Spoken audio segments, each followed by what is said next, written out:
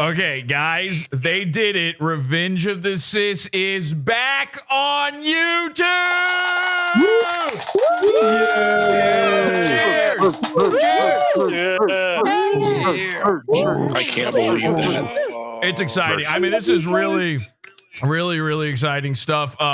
Your absolute favorite. Somebody's. Can you please, for the love of God, fix your shit? You're so stupid. You ruined the intro of the show, and now the whole thing is over. They're going to call you Virgie.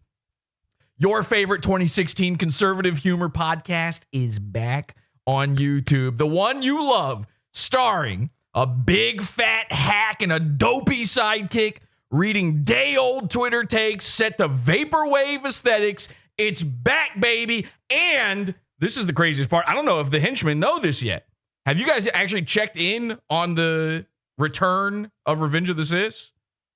No. So this is crazy, okay? You're not gonna believe your eyes when you see this. They're doing better than ever.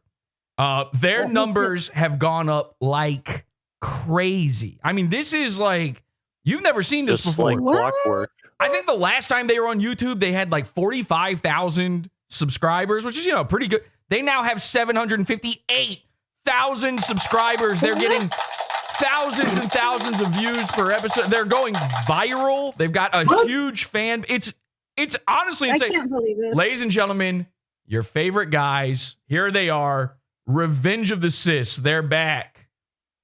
Woo! All right, welcome back to Fleccas, the podcast, episode 205. Today on the show, Hell yeah, I love the merch. hurricane relief is becoming a disaster with FEMA running out of money. Wait till you hear what they wasted it all on.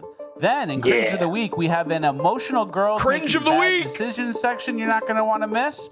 And in housekeeping, we have some notes from the debate you're going to like. And last but not least, in Urban Decay, cops can't be cops anymore, and it's robbing us of a high-trust society. All this and more, it's Fleccas Talks, the podcast, episode 205, ranked the best new podcast 2016 forever! Because words are just words until action actually starts. And actions speak louder than words. I love Vaporwave! Because sometimes it's the I love politics. Very cool. Guys, they've done it. And they've renamed their show to Fleccas Talks, and it's incredible. Ladies and gentlemen, they're back. The ROTC boys, the Rumble contract is over, and they're back. And this is PodAwful. Yeah.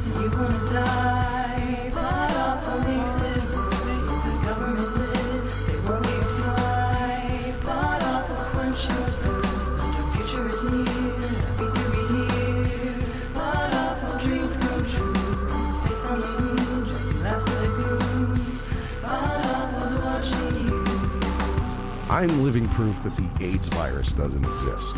Okay? Okay. Okay. What does that mean, I wonder? PodAwful! We're back, baby! Yeah. Welcome. RTC2, baby. Hi, henchman. How's it going? Hi, Jesse. I'm hyped as hell. Jesse. Happy to be here. Everybody happy to be here. I'm very happy to be here. Wow. Aren't you so excited to be on our most famous type of show, Mersh episodes? Yes. We're It's gonna Mersh time. We're gonna be covering Mersh on his new show, Fleccas Talks.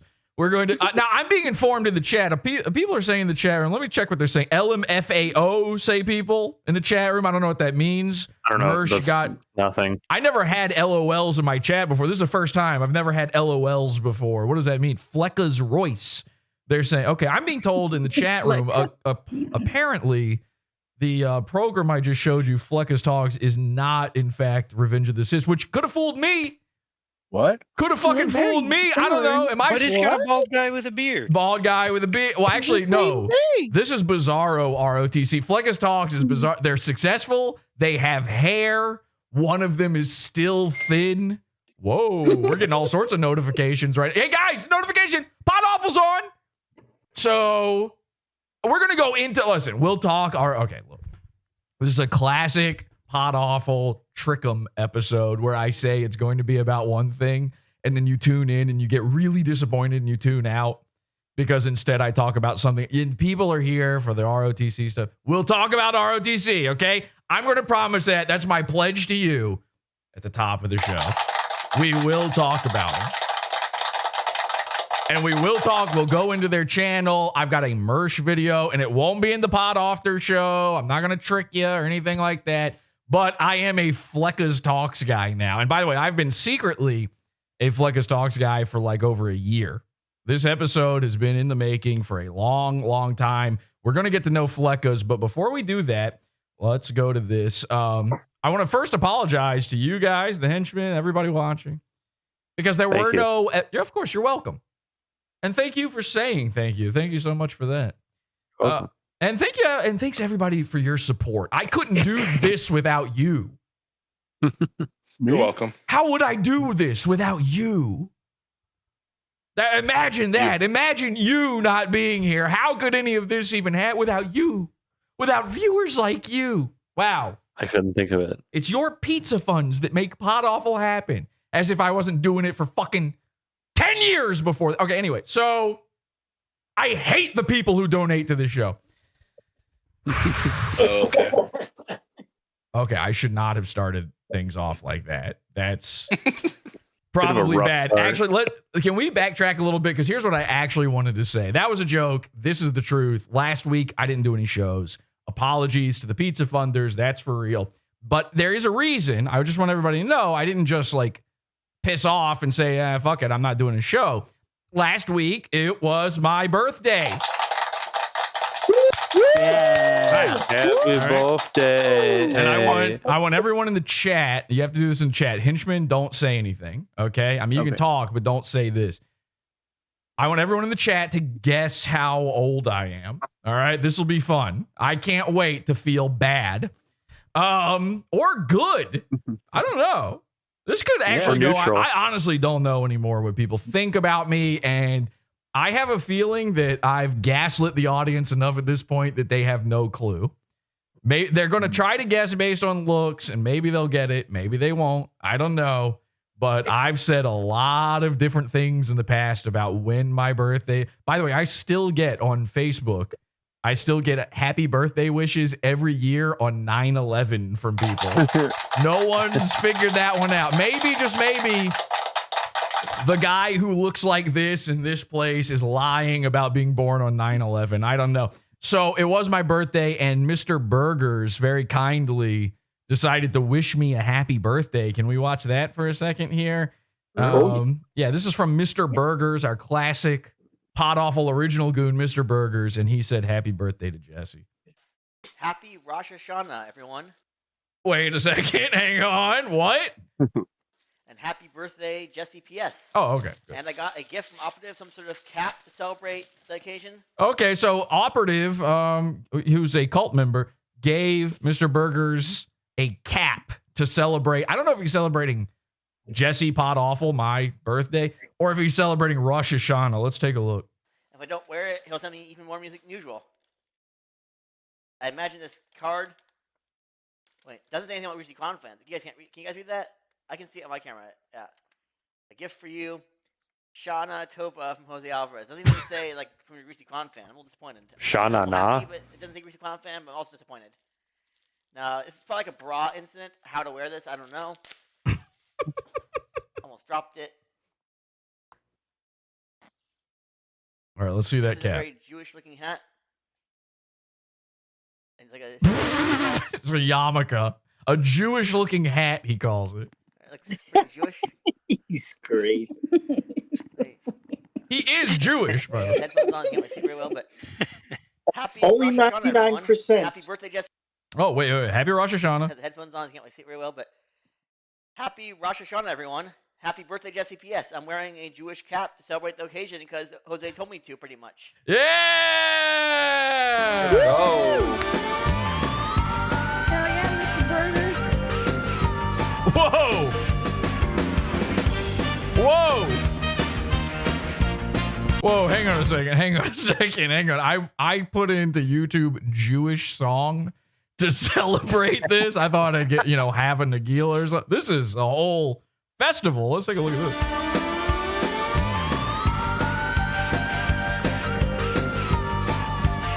Look at these Pearl kids. Jam. Whoa. These little kids are good. Jews rock. Look at them go. Yeah. Woo. Do they sing? Oh, he's got a mic. He's got a mic. They're going to sing. He's wearing a little Jewish cap.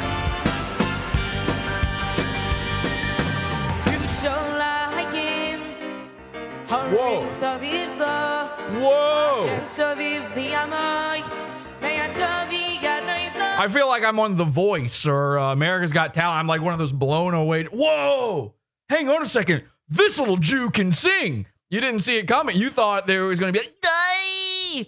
But you're anti-Semitic. I knew he would be able to do it. In my heart of hearts, I knew. But for the cameras, I'm like, whoa! The newest iPop idols. Totally different type of K-pop. Whoa! Oh, my dad's accountant is one of these kids. Holy shit, that's the oldest 12-year-old I've ever seen. By the way, remember tax day is April 15th.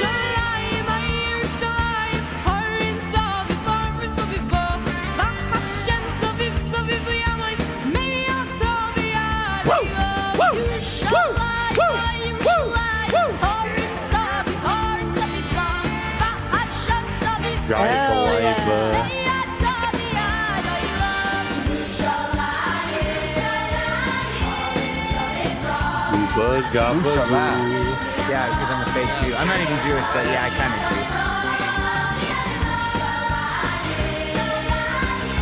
Oh, this is great. Dinka-doo. This is way better than Hava Nagila.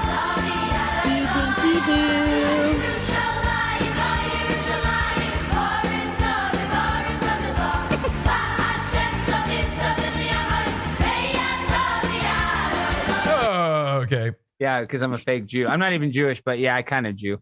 I kind of Jew. All right, well, listen, hey, that was really good. Congratulations. Shout out to the, the Miami Boys Choir. That's what this is called. They couldn't. wow. Yeah, I would feel like you ought to heave it up a little bit, Hey, merch related. Oh, it's called Yerachmiel Begun and the Miami Boys Choir. And they're singing Yerushalayim. Oh, new favorite. That's a fall jam for you to play around the pumpkin. Would you like to know a cool fact about the Miami Boys Choir? Yeah. I don't know. First, I want to know why you have cool facts about them. And then I would like to know. Well, let me just tell you. The same rabbi sucked all their penises. Wow. Okay, well, I don't know about that. Stuff. All right, the guesses on my age, by the way. The guesses on my age. Here we go.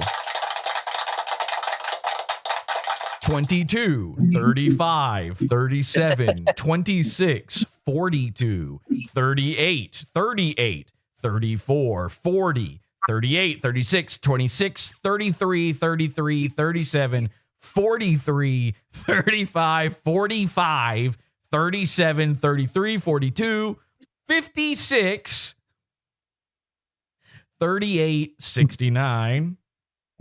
All right, cool. Cowabunga, dude. 40, 34, 32, 43, another 69, 35, 35, 37, 37, 34, 37, 37, 38, 38, 36 and loving it, 44, old as fuck, someone says.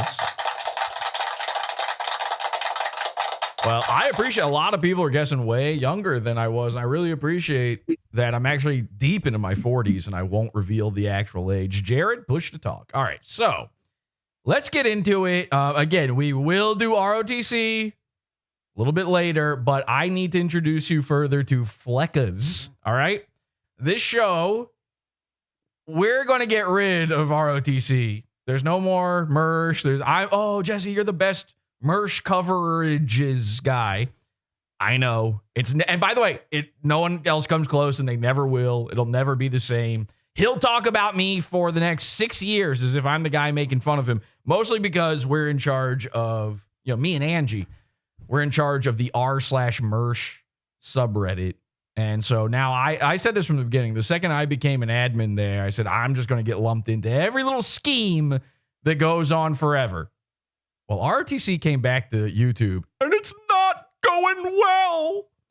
It's kind of revealing some stuff. You know how I revealed famously on this program that Royce bought like 35,000 followers on Twitter, which obviously he did. No one had ever heard of the internet's Royce before, and he had 35,000 followers on Twitter. It's impossible. Well, I think this being brought back to YouTube thing is about to expose ROTC in a very serious way. We'll go over that later, but suffice it to say, they're not doing well. They're very tiny. Their show is failing. They're about to be kicked off of Rumble. Their numbers are fake. They've always been fake. And they're about to crash and burn in the most spectacular way we've ever seen. So it's time to move on. It's time to fry some bigger fish. And what better fish to fry than exactly the same fish, but literally bigger? Fleccas Talks is bizarro ROTC. I've been watching it off and on, just seeing little bits here and there. My wife will tune into it every once in a while for a year. And you're not going to believe this, okay? Very cool. Very cool. First of all, Vaporwave, everybody. Remember that? Remember 2016? Does anybody remember 2016? I'll tell you who remembers 2016. The people who were doing well grifting in 2016, and they're never letting go. It stopped working so long ago. This Vaporwave aesthetic. Let me get a little deeper into it, and then we'll talk about that. Fleccas Talks, the podcast featuring Richard. This is episode 205. This is the most recent episode. Deranged Pitbull Mommy, they're calling it. Oh, wait, what happened? Oh, I just got sponsor skip. This is a new thing. I don't know if you guys know about this. This is a brand new thing. Brand new technology that really I invented. It's called sponsor skip. You guys haven't heard of this before. I just sort of invented this the other day. It skips the sponsor when they start doing the we're brought to you by an old woman's medicine. That's usually what a 2016 guy is promoting on his podcast. Hey, you need Metamucil? Well, we're brought to you by it. And by the way, so's your shit. So I don't know what it is, but there's like some little magical technology now where you can just skip the sponsor, but this is odd. I thought this would be great for the show.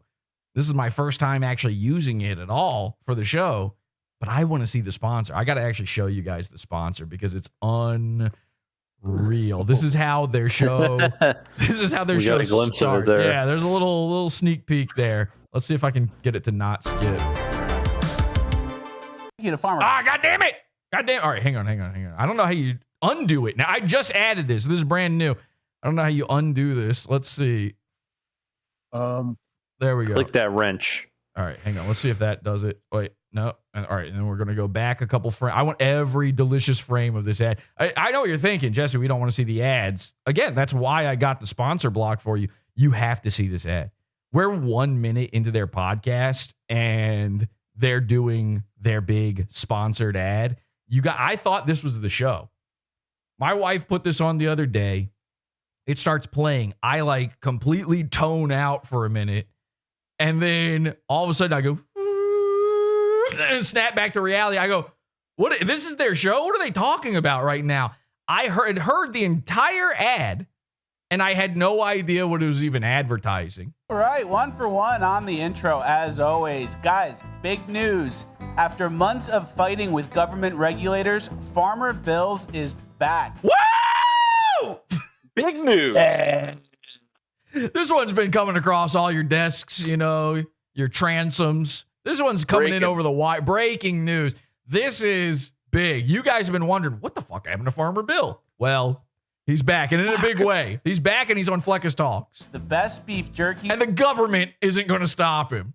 By the way, somehow, I don't know how this happens, but all of these guys, everybody on Rumble, every 2016 guy, Tucker Carlson, all of their sponsors are somehow being silenced by the government, which I didn't even know was a thing that could happen to a beef jerky company I've ever had is finally available again. As show watchers, you guys know that most of the food out there is filled with processed crap and seed oils because the bad guys want to kill us. Hey, have you heard these terms on Twitter? Great. You're about to hear a whole lot more. This is an hour and 15-minute long show.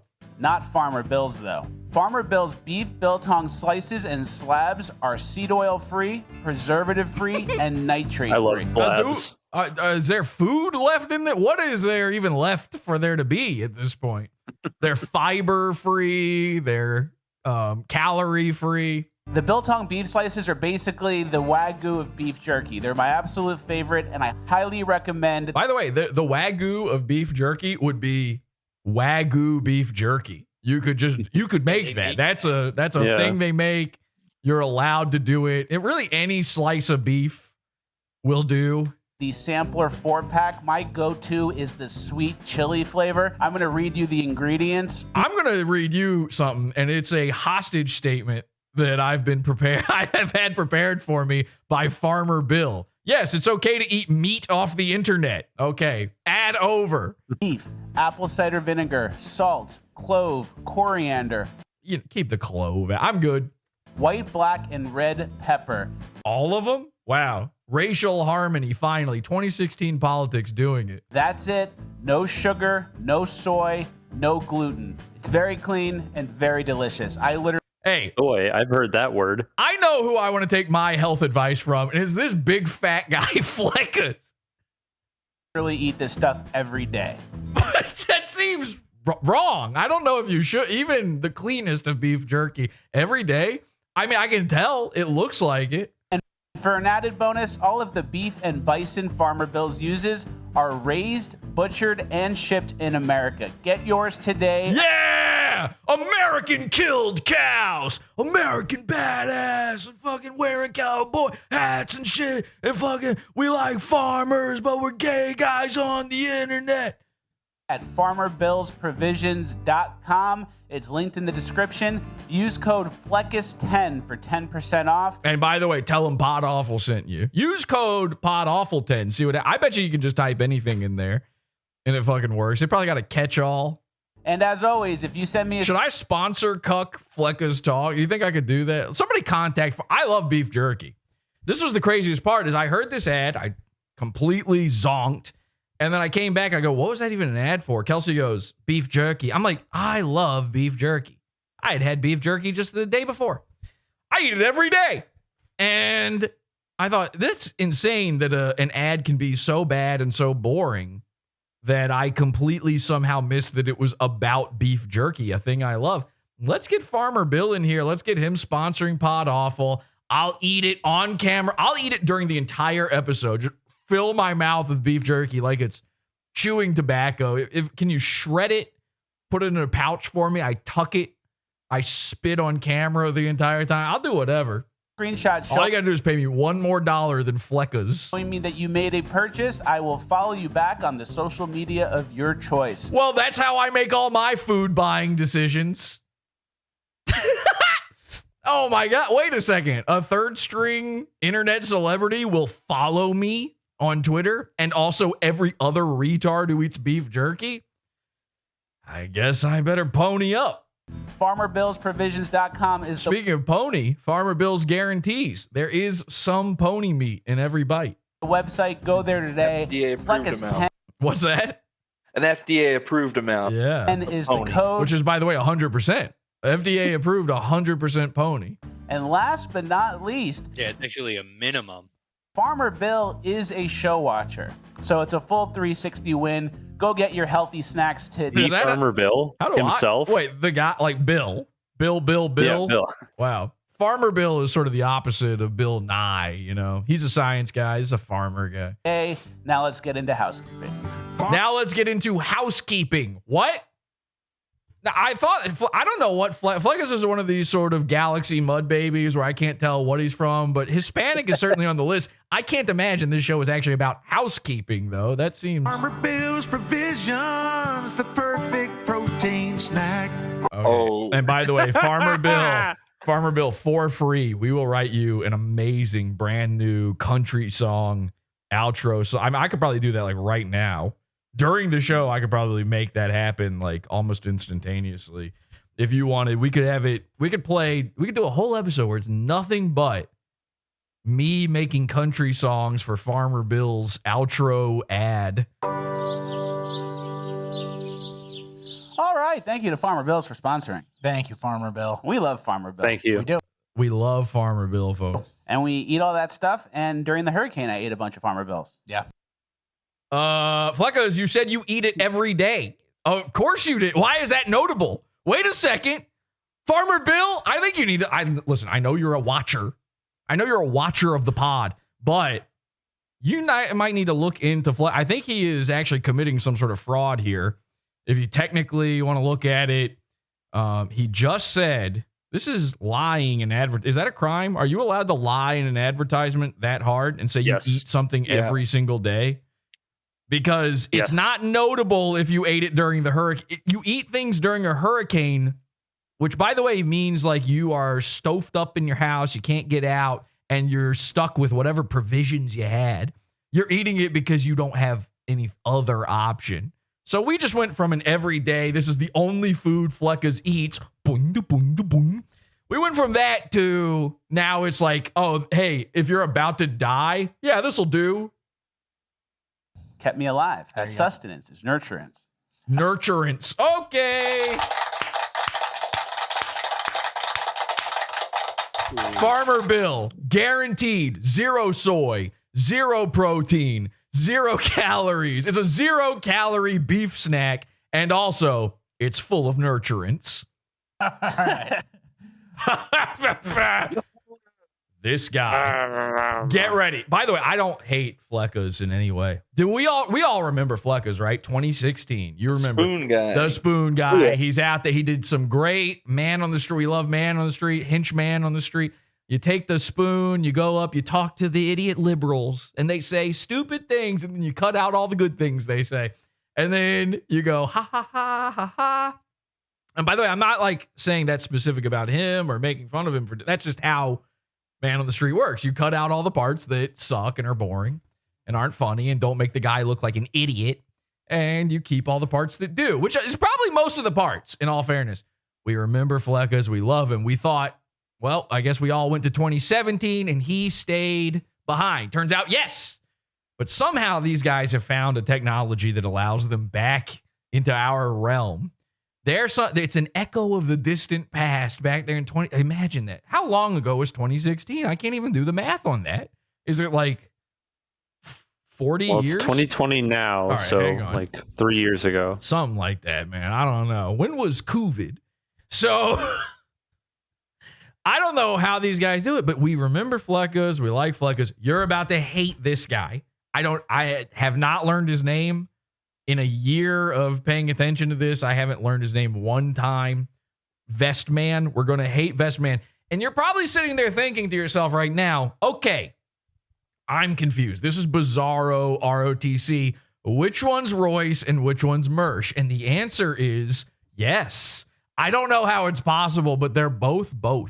So you got the guy with the glasses who's a little thinner, which is like the way Mersh used to be. on ROTC, but he's got a full head of hair. So then you're like, I don't know. And then you got a big, sort of mudblood kind of beard, fat guy, but they're on the wrong side of the screen from each other to be ROTC. Isn't this like a little bit like, don't you feel like you're in fight or flight mode while you're watching this, where you're like, hang on a second, I don't understand. This is being revealed. Nobody's called them out on this ever. I'm the first guy to do this. And I said this a while ago, but nobody paid attention. ROTC stole their entire brand. They stole their entire podcast from Fleccas Talks. Everything. The graphics, the setup, the topics. They cover the exact same topics, by the way, on the same day. They follow. What Royce did is he found Fleccas' Twitter, and he just followed all the same guys that Fleccas follows. And then he just goes through his feed every day and tries to find the stuff. And, you used to be able to see what a person liked on Twitter. So Royce would go through Fleccas likes, and he would see, oh, he liked this one. That means they're going to talk about it. And then that'd be their show prep. When they talk about the show prep, that's the show prep is Twitter. It turns out it's Fleccas' Twitter specifically. So Fleccas is kind of Royce. He's a big fat beard guy, and he's like, not harmful in any way, but not funny. He provides nothing. But then you've got Bizarro Mersh, and Bizarro Mersh is even less than that. This show is going to make you appreciate Mersh. Oh, I'm suspended. Wait, what? Your account has been temporarily suspended for violating our community guidelines. Says support at YouTube in chat. That's a good one. All right. Well, there we go. Okay. Taken care of. All right. Hey, look, I'm unsuspended. I'm back, baby. That was a DDoS. We just got DDoS. So, DDoS. By the way, speaking of that, people were asking me, how do you feel about ROTC getting their channel back? I'm like, I'm ecstatic. I'm elated about, good. They shouldn't have had their channel taken away to begin with. And most importantly, now I get to laugh at them and make fun of them on YouTube, which is a lot easier to do than Rumble. Do you know how difficult it is to make fun of a guy on Rumble when there is that number down there that says 20,000 people are watching? It's a lie, but still, it looks bad. Like, I look like I'm a loser when Rumble's lying and saying 20,000 people are watching. I'm going, these fucking guys, are you kidding me? So now that they're back on YouTube, we won't have that problem anymore. They're going to have to pay for people to fake watch them from now on. So I love that they're back, but here's the amazing thing. Despite the fact that this guy's gully bombing us with our own techniques, telling me that I'm banned on YouTube, which, what do you think? Like, okay, you tried it. Didn't work. Didn't believe it. Obvious fake account. You're just going to keep doing the same bit? Now, you should have had new types of things to try after that one. Anyway, here's the nice thing, though. I might actually, there's a slim. It's slim. Ooh, it's tiny. Before I even say this, I just want to say we love India, okay? But there's a tiny, tiny chance that I actually might get a YouTube channel back because so I saw, before ROTC got their channel back, I saw this guy. I don't even know who he is. Some random dude. And it just came across my timeline, and he said he got his channel back after like 3 years of being banned. Out of nowhere, without appealing, YouTube just brought his channel back. Okay. And I was like, that's interesting. And then I start checking all my channels like, oh, please, please, please, please. And of course, nothing. And then I see RTC gets their channel back, and I'm like, oh, please, please, please, please, please. And then nothing. But I was happy. I was happy they got their channel back. Means good things for PodAwful. Then I see YouTube post on Twitter saying, hey, we messed up. Silly us. I know a lot of you lost your jobs out there as a result of this, but we've accidentally been banning people for no reason for months. And whoopsie doodle, sorry. Hey, I owe you nothing ever. It's in the contract. Check the TOS. But sorry, we'll bring you back. Maybe. You don't know if this is you or not, but maybe we're talking about you. And it turns out the thing that was getting people banned was this thing called scams, spam, and deceptive practices. And if that sounds familiar to a PodAwful viewer, it's because the PodAwful Lunatic Fringe channel got taken down for spam, scams, and deceptive practices. And of course, we were completely flabbergasted by this. There's nothing that you could even describe as any of that on any of my videos on that channel. So that was, by the way, that's the channel that the Dipe Beast guy took down. What's his name? Ryan or something? With the clown wife? The honk posting. Yeah, the honk posting murderous wife, bang, bang, bang guy. That's the one where he claimed he got a date. It probably wasn't him. But if you want to claim it, I'm willing to put the blame on you. That's fine. We'll do a whole episode about you ruin your life for a little while. So I think that I might have gotten caught in whatever this little bug is. This little bug that wipes out YouTube channels that they're only just now admitting was a problem. And of course, they don't elaborate on. YouTube doesn't say, what caused that, how they're going to prevent in the future, how they know which channels were actually doing spam, scams, and deceptive practices and which ones weren't. But I did file an appeal on just that channel. I don't think I even can appeal. YouTube used to let you just appeal over and over, and I guess they got tired of that because people like me will just sit there and do it. I love spamming YouTube. Oh boy, that's my spam. By the way, that's how I got banned for spam, scams, and deceptive practices. Oh, I can just appeal forever? Okay. Here's every day of your life from now on. You're going to have to deal with me. They finally got rid of that. So there's a slight possibility that maybe, just maybe, we'll get a channel back, which would be nice. And I will just switch back over to that one probably if that happens. All right, we have a great show today, an important show, a packed show, and we're going to be cooking a little bit too. Okay. First things first, can you read the headline? Hillary Clinton warns October surprise will up. They're going to be cooking. All right. Now get prepared for a lot. Every little term you've heard from a child on the internet, they're going to be using it. Bend election. Great. Hillary Clinton. Wasn't she 4 people ago? Yeah. We got Obama. Weren't you guys 4 people ago? You're talking about it. There's a reason that you're bringing it up on your show. This is your audience. The audience goes crazy for this. Wait until you see their coverage, the way they cover this stuff. ROTC is going to feel like a dream to you after watching Fleccas Talks, and then wait until you see the audience's reaction to it. Obama running Biden's administration, Hillary Clinton making threats, not predictions, about October surprises. It's like these people need to just go. What are you laughing at? Nothing funny was said. Away, right? She's just basically telling us she knows what's coming. I'm shocked they haven't said crooked Hillary yet in a Trump impression. Election. And I'm going to cook here a little bit. I know it's okay. He's cooking, guys. Why do you even have to cook? All you eat is beef jerky from Farmer Bob or what was his name? Bill. Farmer. I'll get it right when you're the sponsor. Farmer Ding Dong is giving you jerky. You don't have stop cooking. We're done.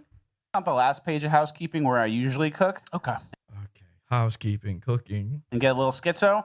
But let me. Oh, he's also getting schizo. Cook here. It seems like there's not a real, legal, normal path to victory for Kamala. Okay. She can't really win without cheating, right? Okay. And you know how the bad guys have a hurricane machine? No, I don't know. That's where you lose me immediately. But you got to let me cook here. Okay. Okay! Get in the fucking kitchen already! It seems like the last hurricane, they were kind of calibrating the machine just to kind of run a test run, a little beta test, see how it goes, and it worked well. And I have a bad feeling they're going to send more. And I wonder what happens, God forbid, and I don't want this to happen, but what happens if an entire state gets smoked by a Category 5 hurricane a couple weeks before the election? Yeah. Whoa. Nobody thought about this at all. This isn't the reply to every single tweet that you read already on Twitter about this exact thing. So this is the show. Let me explain the format of Fleccas Talks. And again, This isn't out of hate that I say these things. We're going to cover Fleccas Talks for the rest of our lives. Okay. Fleccas Talks is now a permanent addition. These are official goons of the show. Yes. But go subscribe. Subscribe to Fleccas Talks. We got to be into this. Start posting. We already actually have a thread in Discord about Fleccas Talks, believe it or not. Nobody paid attention. It was just sitting there quietly this whole time.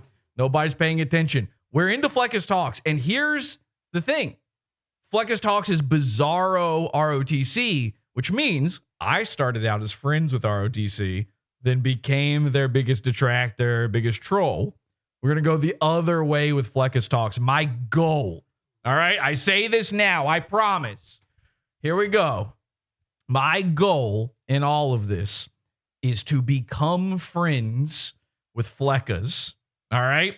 And not to get clout. I don't want to be on their show or anything like that. I just want to be a nice guiding hand. And I want to take him and I want to go, you got to do this. You got to do this. You got to improve this. Because I think, now these guys already smoke ROTC. It's not even close. All right, numbers wise, all of that. But their show is worse. And I think that they could go from, Fleccas, when he was doing those man on the street things that we all remember, we all love. When he was doing that, that was big. And those got big views. And these just get kind of big views. What you're watching is a guy falling off. All right. And I don't say that with any hatred whatsoever. But the pandemic happened, which I'm sure they talk about every episode. And he went, I can't go outside anymore. I can't do man on the street. There's no more man on the street. And by the way, I'm a big fat guy. I want to sit around and eat jerky all day, which I get. And so I want to do the least work possible. This is a podcast with a visual element. You could be still going out and doing these great man on the street segments for the podcast. And then you could clip them out and put them on your channel and still get those millions of views or whatever on them. But he doesn't do that. And because he got scared during the pandemic. Did you hear they plan the hurricanes now? They plan the demics now. They probably didn't plan this podcast too thoroughly, but I want to get in there and I want to tell them, here, you need to do this. You need to do this. You got to get rid of this vaporwave shit. It's so bad looking. It's so dumb. And I want to become friends. And I want to become a helping hand. Okay. Now I'm going to say a lot of really, really unforgivable, mean shit along the way until they pay attention to me and I'm forced into their lives. This has to happen. You can't vote. In fact, go on this episode, this is the most recent one. Whatever Fleccas' most recent episode is, go to it. PodAwful mentioned. All right, PodAwful makes it worse. Whatever you got to put in there. Happy to be here. Let's get them aware of PodAwful. Let's get PodAwful on the mind.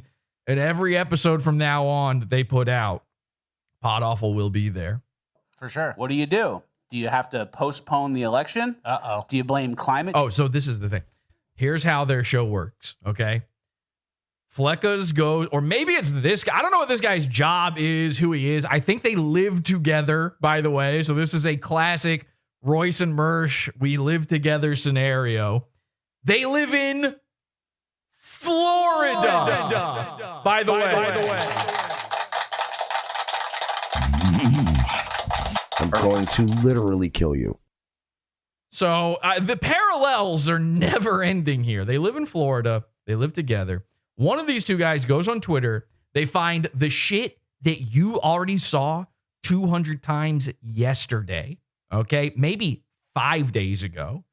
The oldest shit. Kelsey told me that they had a thing happen where this happens more than once, but this specific instance, they find a video that just goes viral. You know when like a video goes viral again, it goes re-viral, and everybody shares it like they had never seen it before. Like it's all the people who missed it the first time. It just goes double viral. These guys will share like a 5-year-old video, and then they'll act like it's brand new. And then they give all their takes on it, but they're the 5-year-old takes on it. Because guess what? It's the same takes in the replies on Twitter. And then the next episode, one of them will go, you know, people in the comments were telling us that video was 5 years old. And it's like, hey, it's got to be okay that we play 5-year-old videos, but they're a news show. This is a ROTC style, you know, event of the week, current event style show. So it's not okay. And he has to tell them it's okay that we say that. So every episode, they just go to Twitter, whatever's viral, they cover it. Here's the craziest part. I have for years been saying ROTC, all they do is just point. It's a pointing show. A lot of YouTube stuff is like this, but this is kind of falling out of fashion to some degree. But ROTC was bad about this, where they play you a video and then they repeat what was said in the video. They give no take on it, and then they play next video. Consume content, then more content. That's a thing you've heard on Twitter. So it's pointing. I just call that pointing. Hey, look. It's, hey, look at this content. ROTC will at least attempt to make a joke up about whatever they saw. They put up they literally put the tweet on screen for this show. They're not even hiding that it's from Twitter. They put the tweet on screen, and then they go, look at this, and then they move on. And you're going to go, nah, they got to say something. Just wait. Wait until you see this. Change? Do you postpone the election and blame climate change, which is basically blaming Republicans, then Joe Biden stays in power and steps down and hands it off to Kamala? You don't even need to have an election? Yeah, that's reasonable. Maybe. Maybe. Minus the hurricane machine. This is the most banter and most commentary they're going to do, is the lead up to the this is them previewing what's going to happen on the program. But yeah, sure. So that's kind of what I see maybe coming. I don't want it to happen, but I have a really... They do look like they belong on Jesse's screen, says InfoWar in chat. It feels right at home. Bad feeling they're going to try and smash us with a bad hurricane and then just say, oh, it's climate change. Republicans didn't let us do anything about that. Yeah. And then if you look at the map, too, Western North Carolina is very much red. And all right, now, I don't know if you guys have noticed this yet either. Their eyes keep darting down here to the lower portion of the screen. You see what's here behind me? You see this? What's that? Anyone see? Hello? Anyone home? Wake up! An iPad? No, it's a laptop. You were close. It's crazy that you could get that wrong, but no, it's a laptop. And their whole show is mapped out on this. They're reading. Okay. So not only do they have no takes, they're reading the little bit they are saying. It's all right in front of them. And if you remove that and look at the rest of the state, it's kind of like a blue-red toss-up with like Raleigh and the cities and Charlotte. Asheville, obviously very blue. So that's what I mean when I say like they beta tested. They ran it, it worked, wiped out state half the the left part of the state. The rural counties are really getting it worse, and they're getting less help, which we're going to get into. Yeah, right? which we're actually going to get into right now. So just keep an eye out for that. I don't want it to happen. Hey guys, we're getting into it. But in a schizo world where like the bad guys are willing to do anything to stay in power, the 2020 situation, George Floyd, I would say they go as far as nuking. Mention another 2016 That's what I thing. think Hillary Clinton might be referring to. You guys remember all the stuff that ever happened in the world? Hillary Clinton, George Floyd, BLM, transgenders, history. So we'll see. But my thing is, just to push back a little on the schizo, is what they've done in the past is... That made Fleccas mad. Ooh, did you see that? And we are going to cause a grift between these guys as well. To Watch push this. back a little on the... So he's going to push back on the schizo. Watch Fleccas. Schizo is what... He's looking at the audience like, really? That's him. That's him empathizing with you, the conservative boomer grandma in the audience, who's like, no, don't push back on the schizo. That's all right. The schizo's right. I believe it already. He's upset, and he should be. This guy's got to go. That's, by the way, the number one thing. When I become the advisor to Fleccas Talks, my first note is this guy is, at the very least, he's no longer on camera and no longer has a microphone. Maybe he can work behind the scenes. I'm sure they're friends or whatever. Yeah, well, no, Jules is also allowed to have a mic for some reason, which is a giant mistake. I don't know how she still has one. Hasn't enough of the audience at this point said, you got to stop with that? This guy's got to go. They've done in the past is amplify kind of a nothing burger story. And then, January 6th. Look at, he's like, yeah, okay, well, we were moving on to the next one. So could you maybe not undo my point? I was cooking. George Floyd, they have something like a little fake thing, and they amplify, and talk about it. So as opposed to hurricane machines wiping out a whole state, I don't know. I think they need even less than that for the media to get behind something, right? Yeah, maybe. So yeah, wow, he made Royce's noise. That's a Royce, a noise. But they're desperate. He's making noises. And it's a big one. Balance in the podcast, right? Okay, move along. This is Fleccas. Okay, well, shut up. That's good balance. The truth is somewhere. Yeah, and we'll see what Hillary Clinton has in between us. Yeah, right? Exactly. All right, let's get into the hurricane response section. Kamala announced the resources being He's reading it. You can see him reading it, right? provided to those affected by the hurricane. By the way, they only have one laptop. That's all they can afford. This is a huge show. They've got thousands and thousands of people watching. They're sharing a laptop, and it's all the way in front of this guy. This guy must control the money or something. He's like, this is a reverse bizarre sort of Jabba the Hutt, Slave Leia scenario where the big fat guy is the one on the chain.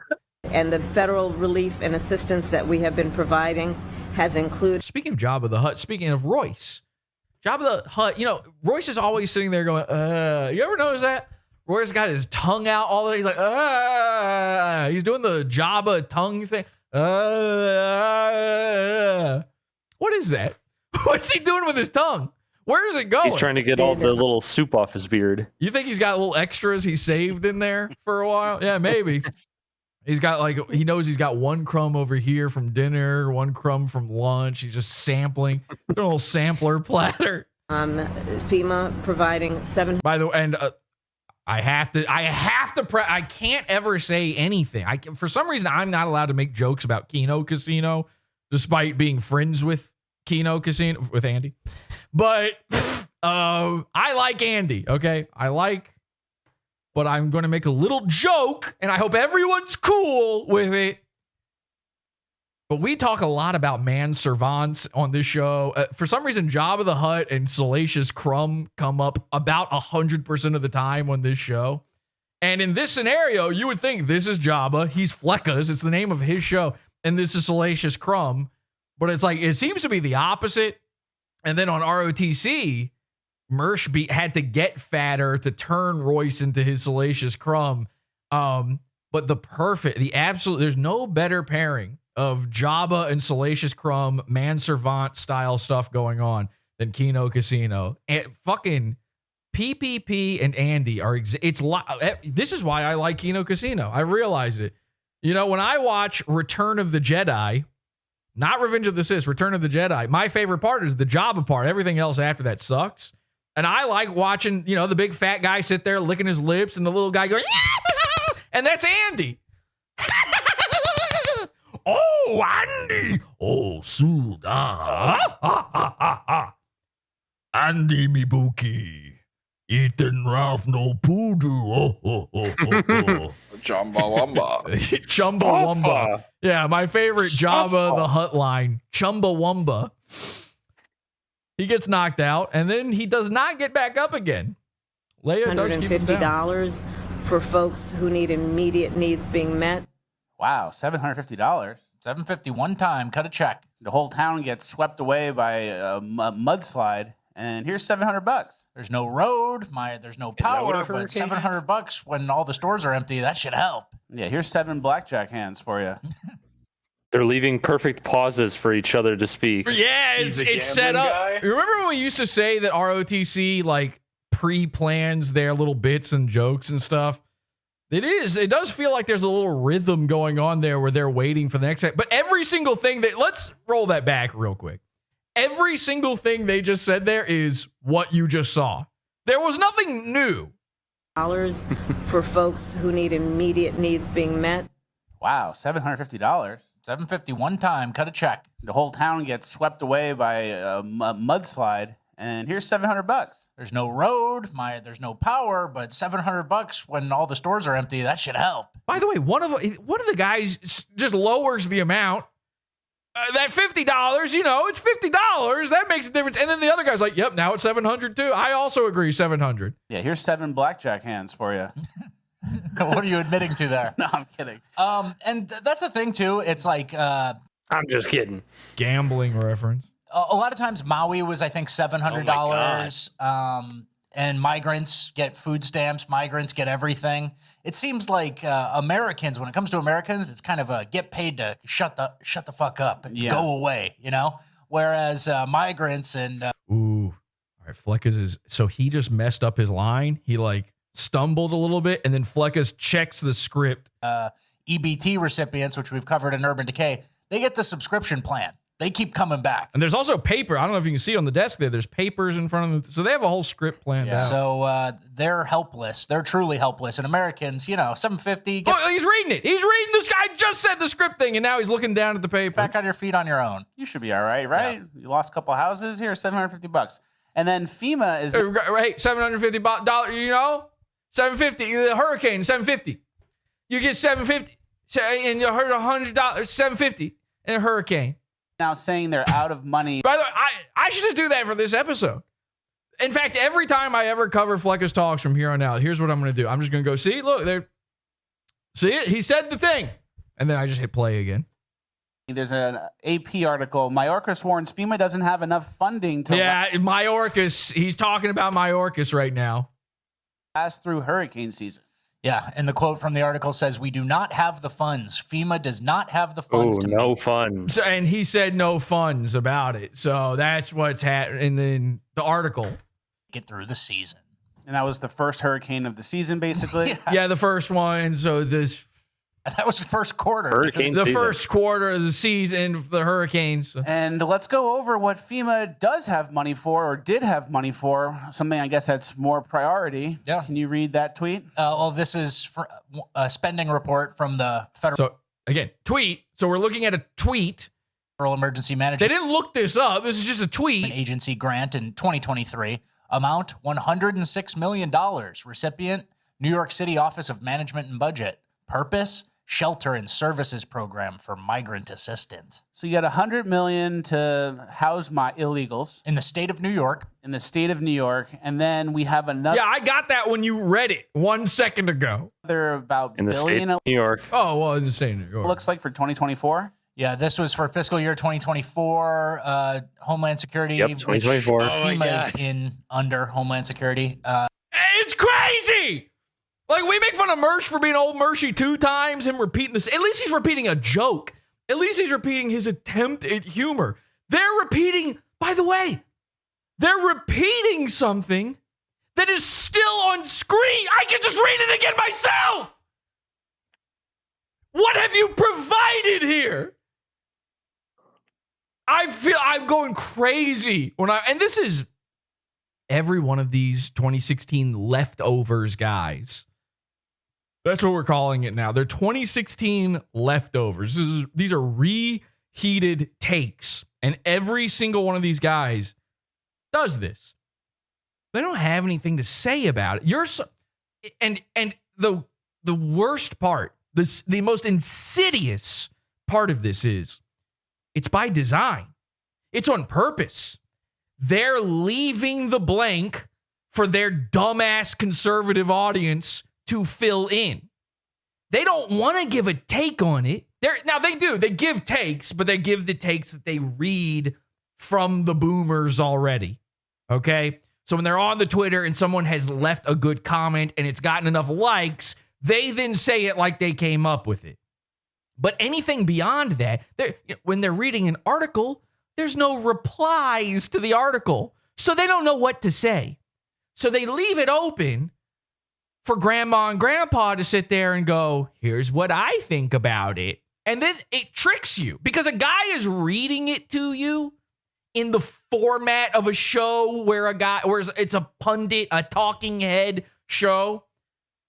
This is like one of the sickest internet tricks. And this has been going on for a while now. And nobody calls us out. you expect a comment on this. You expect an opinion. And they just read it to you, and they read it with a little bit of a voice. So there's a little, I mean, that's something of a comment. They put a little inflection on it. And of course, they're only reading the stuff that they know makes you, grandma, mad. You know, this is the thing you listen to. This is your hate porn that you flick off to while you're doing your cross stitching or whatever. What do grandmas doing do? Your makeup. No, they do their makeup. They're not. Grandmas are doing makeup. They're putting they might makeup. They might put their face on. Okay, we love you, grandma. But the euphemism you came up with, doing their makeup. Doing their. Oh, I see what you're saying. Yeah, doing their. Yeah, they're doing their makeup. So these grandmas are sitting there and they think they've heard an opinion because they heard their own in their head, and that's what all of this is. That's all the most popular shit ever that you watch. Really sit there from now on. Take whatever your favorite thing is, except for PodAwful. When you are especially YouTube shit, but this is true of television as well. Whatever it is you sit there and watch, really sit there and ask yourself, did they say something they think, or did I just hear what I think in it? And maybe they did say something. And then ask yourself, did they just say the thing I already thought? Did they just say the thing that agrees with me? And if the answer to that question is always yes, you can stop watching. You don't need your thoughts affirmed to you. That's stupid people slop. That's slop tent. That's non-tent. That's somebody sitting there insecure in their thought. By the way, your thoughts, if you are that person, you probably already got your thoughts and ideas from a different guy yourself. You also went on Twitter like these guys and read somebody else's take and went, my take now. So I'm speaking, this is falling on deaf ears. But if you watch stuff to have your own thoughts said back to you, if what you listen to doesn't challenge you at least every once in a while in some way, you're a dummy. Congrats. You're the midwit that I'm sure they share the graph of the midwit with the druid and the retard soy jacks or whatever they're called this week. I don't know. They probably share that on this fucking show all the time. You're the guy in the middle. That's you. And that's them. It's just a bunch of midwits all sitting around thinking they're the druid and pretending that because they're sharing this idea with each other, which, by the way, that's memetics. Now, there is some truth probably to that meme, but the druid would never share the meme because he's not bothering with thinking about things that everyone else is thinking about. And if you're sitting there watching this shit, which let's take a look at the comments. Let's see what they say. Fridays are just Fridays until Fleccas Talks actually starts. Wow. So that guy, his name's Whiskey Mikey. Ooh, he likes whiskey. He's a big boy drinker. He's part of the intelligent dark web. You know what pisses me the fuck off? I got engaged a couple of years ago to a woman from Honduras. Okay, well, I get that. That would piss me off too. How do you even accidentally do something like that? After over a year and a half, this is a guy writing his diary. I'm not even going to finish that. What do you call an armed non-citizen detaining you? An enemy combatant. Are you rolling your eyes at this? Are these cringe takes? Because they're probably takes you have had. As a Minnesotan, the last time I heard about a Somali police officer was Mohammed Noor, who got away with murdering Justine Damon. 94 likes. Oh, God, remember? Remember the story? $750 for U.S. millions. So $750 for U.S. millions for the invaders. Billions for Zelensky and Netanyahu. And 10% for the big guy. I got excited, very excited to see all of this. Harvey Weinstein? That's it. Go to the comments, and that's them filling in the blanks. That's what they're waiting for. And this is endemic of YouTube. This is built in. The comment section creates this, focusing on the comments. So these guys all know they need comments, to juice the algorithm, to get Al Gore dancing. They got to juice them comments. And so they tell you, let me know in the comments this thing. They don't actually give a fuck. And that's been a thing for tell me about this thing. I got this thing wrong on purpose, a thing I could have researched and edited into this video that I spent 30 hours editing. This video I've been working on for a month. For some reason, I didn't have enough time to find out the answer to this question. Let me know in the comments. So they were doing that forever. And now they do this thing where they're like, they want you to tell them what to talk about in the comments. And then they'll say something like, I saw a video just today that did this, where a guy will say, I don't know what the answer to this is. Let everybody know in the comments. It's like, oh, we came to the video for you to tell us that. That's your job. You don't know? Fucking Google it and say it. I watched the video to avoid Googling. Okay? Throw in a fucking jump cut. Let's go. They do this now. The comments cause this sort of thing because you can't, it's lowest common denominator. You can't piss anyone off. You can't have outside ideas. You can't think out of the box, which, by the way, is a phrase that you say when you can't think outside of the box. That's the box. Everyone says the phrase, that's the box. These guys don't want to say that stuff. They don't want to freak anyone out. So it gets sicker. They leave the blank. It's filled in your head and in the comment section. Then they read the comments. They're in there. I saw them hearting and replying to comments. They really are reading them. And then the next episode, they know what the safe thing to say is. Oh, this one got 100 likes in the comment section. Now this is my take. I will give $750 to every American afflicted by Fleccas talks if they make one solid original take during this entire episode. We'll provide $640 million to enable non-federal entities to offset allowable costs incurred for services associated with non-citizen migrant arrivals in their community. What is that face that Fleck is making? Yeah. It's maybe the teleprompter's not moving fast enough. I don't know. And then outside of FEMA, everyone knows $450 billion was spent in the last year for illegals, and everyone knows it, which is why I'm having to check in on the screen over there to see the number. Housing, healthcare, all the resources, money, cash, cards, all that stuff. New York City. Everyone. By the way, if you're starting a sentence with "everyone knows," this is no longer a show. Don't even say it. We already know. We already know.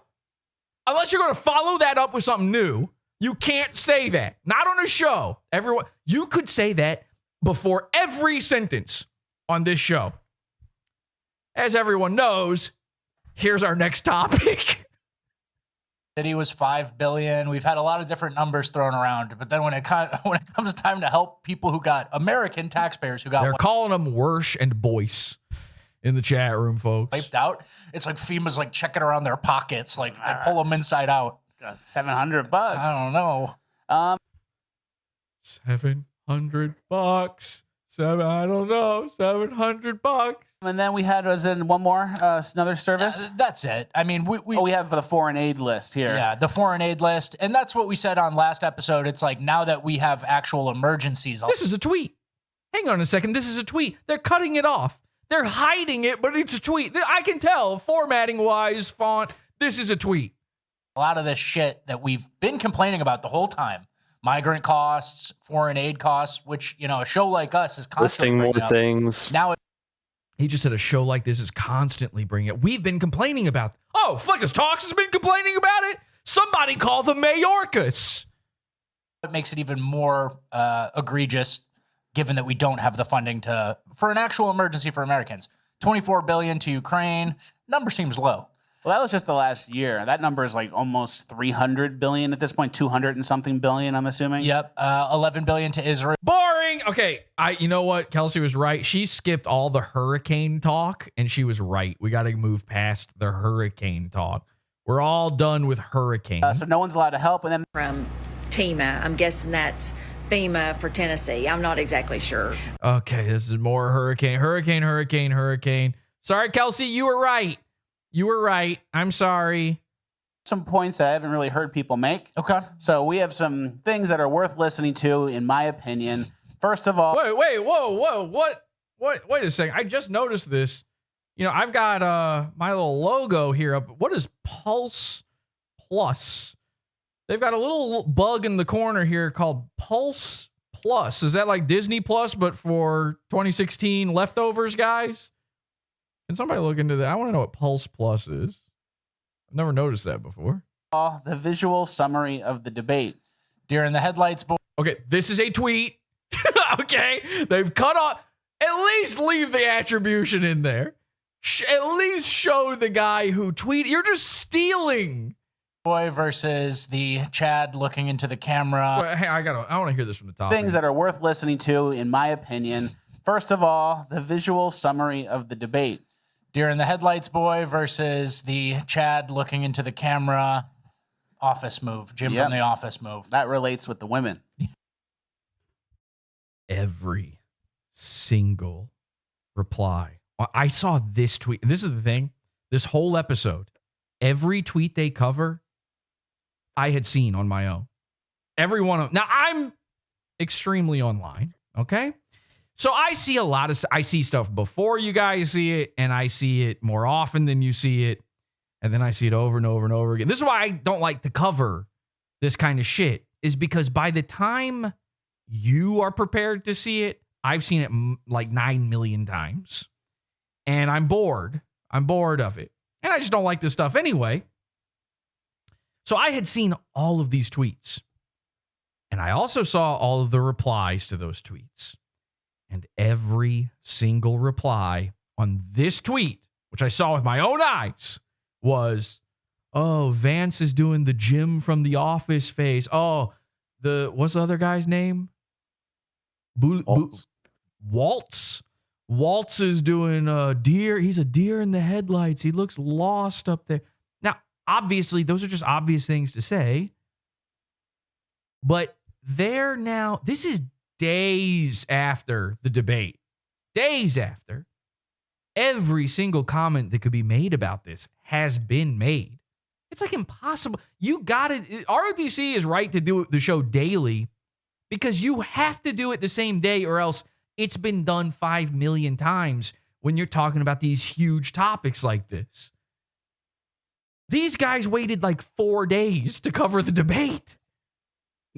So every single thing they're going to say, even if he thought Jim from The Office in his own head, which he didn't. And now for the rest of the show, I don't have that. Even if he thought of that on his own, there is no chance that he doesn't know. That he doesn't know that it was said 5 million times before him. You can't say Jim from The Office now. It's too late. Unless you got a new spin, unless you're going to edit, are you deep faking JD Vance's? Is that the guy's name? Every time I say that, oh, you know what? Yep. You know what's fucking me up? Here, okay, new take. I'm going to do the Office thing. Here's the new take. There's a guy on The Office named Vance. Bob Vance. Vance's refrigeration. How about that? Throw that in there.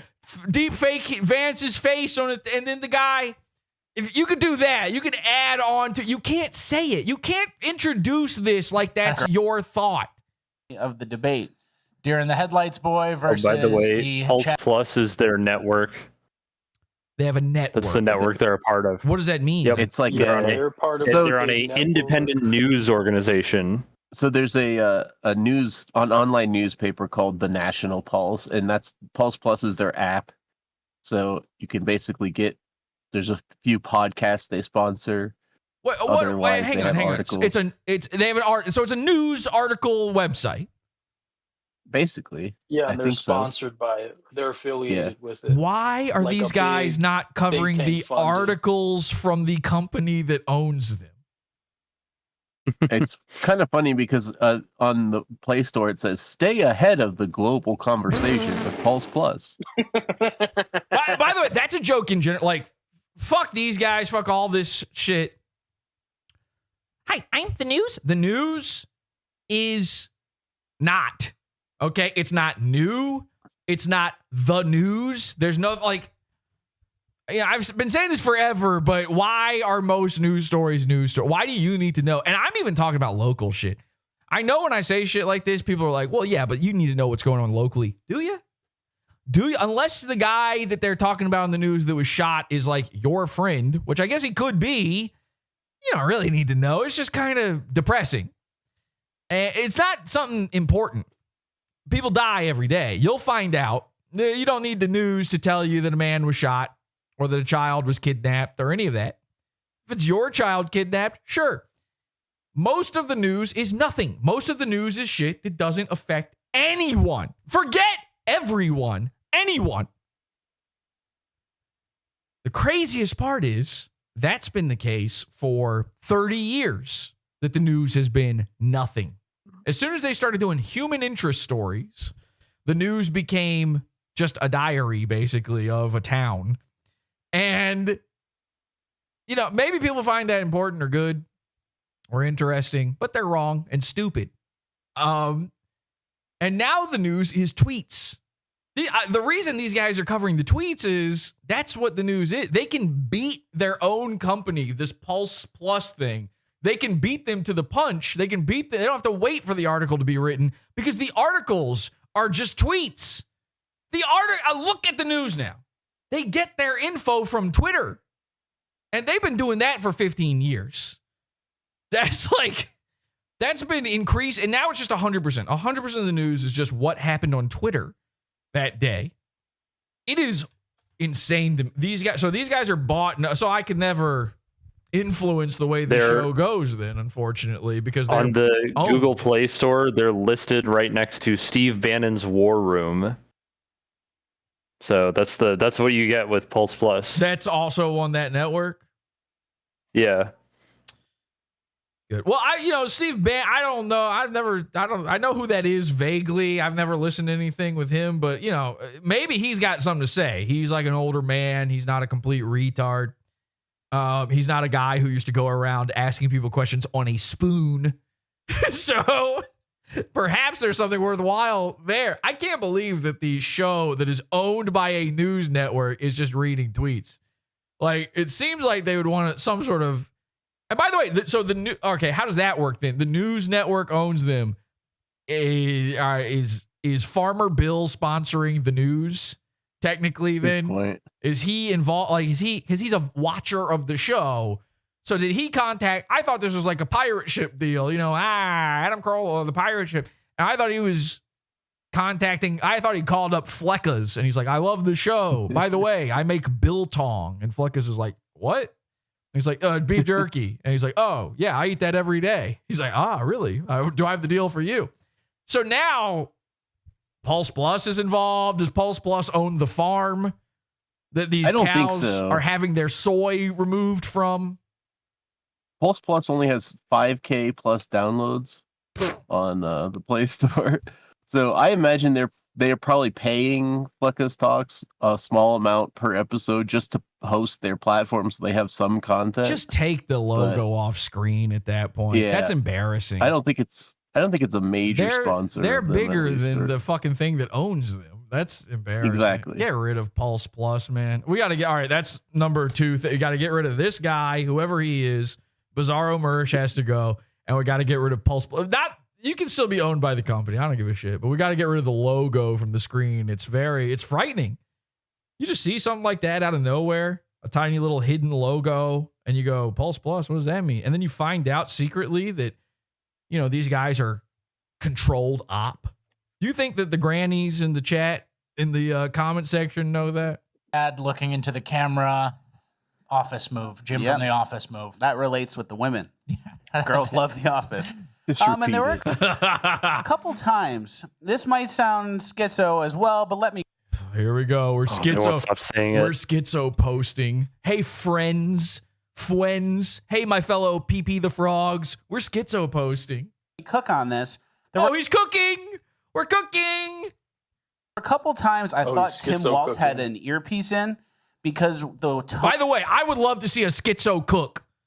Imagine the meals that he would come up with.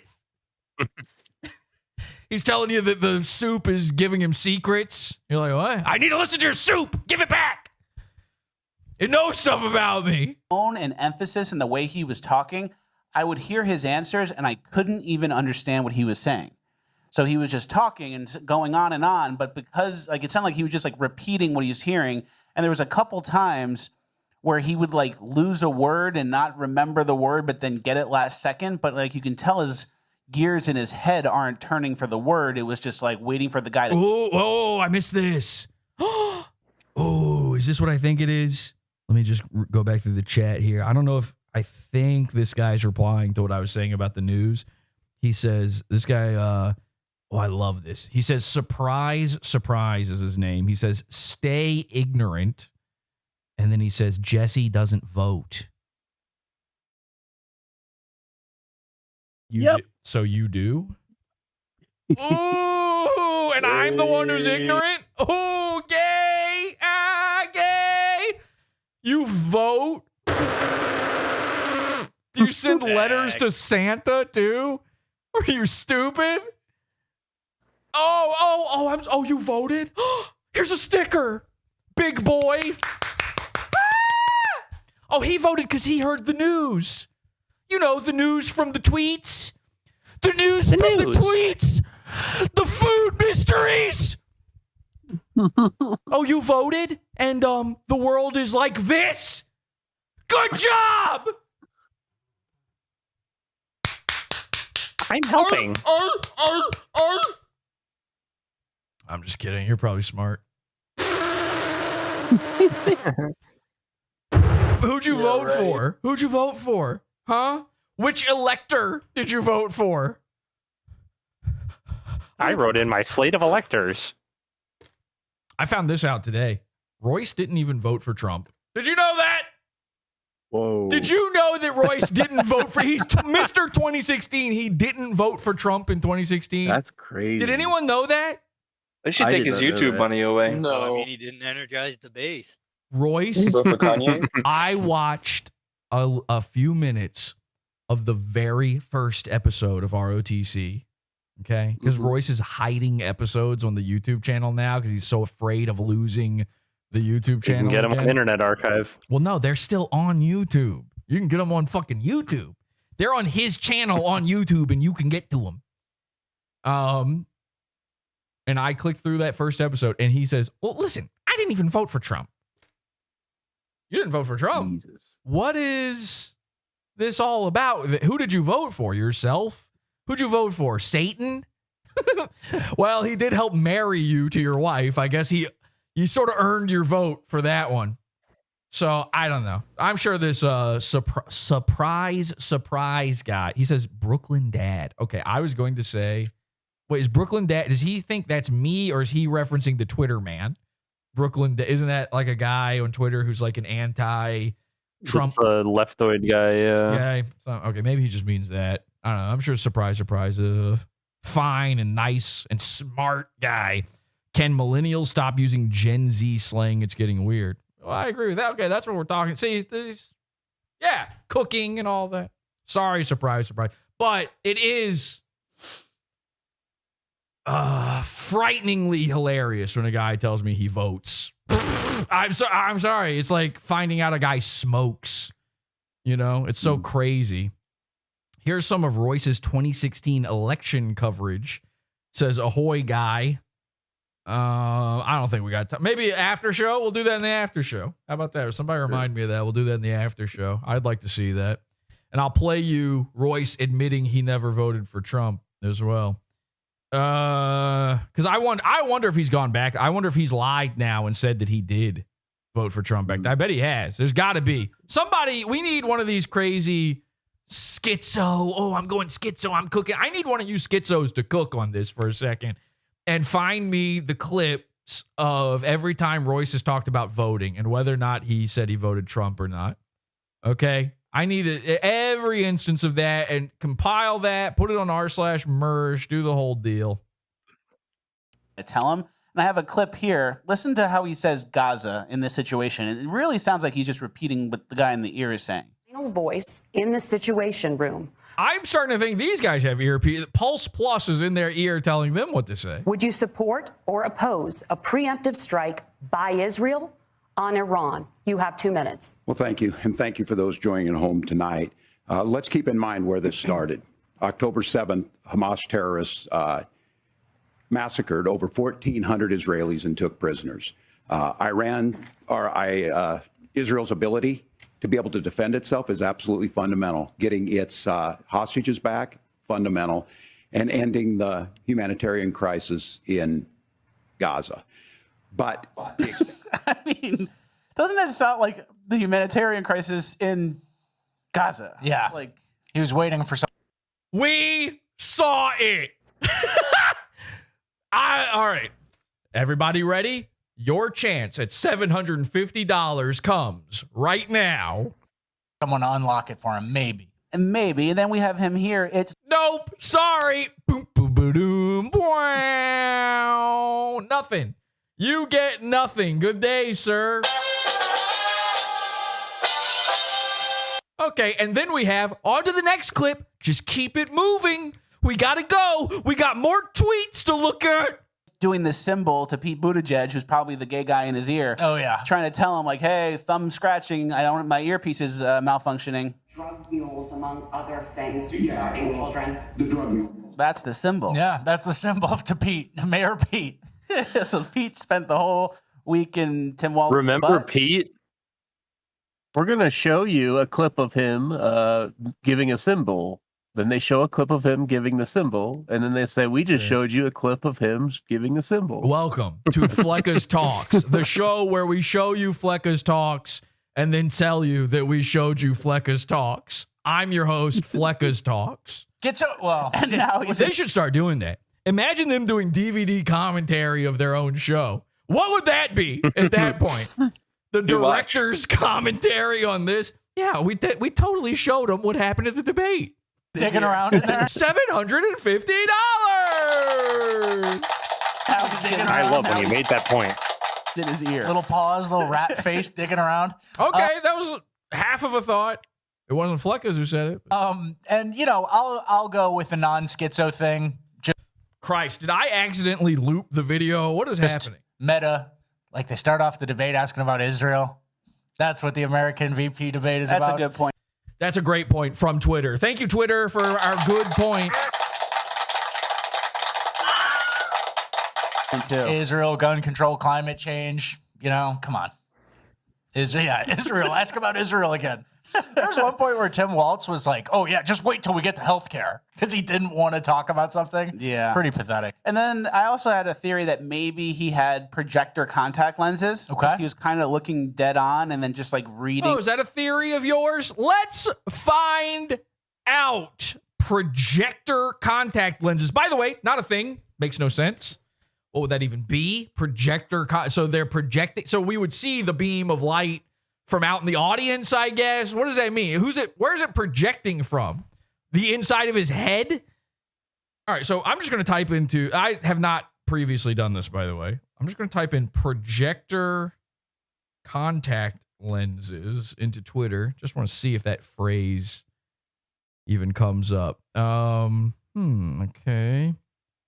Pushing back. Okay, let's just see if there's anything at all. Bionic lenses. They're saying now maybe he just called it something stupid. Let's do what's this guy's name again? Walls. Yeah. Let's Walls contact lenses. I just want to see. I just want to see if there's anything about this. There's no way he thought this. A thing did come up. Let's see. Projector contact lenses.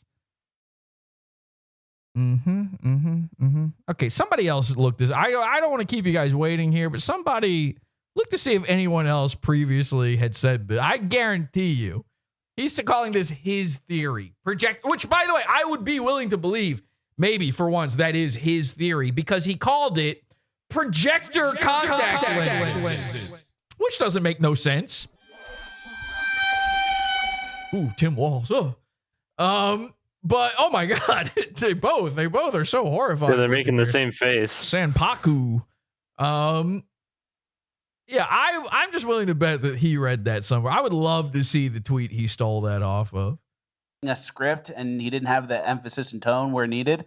So that could be it. Yeah, he looked at a script and then he looks over at the laptop. He looks at his own script. And then he had that big eyes moment where he had like his eyes.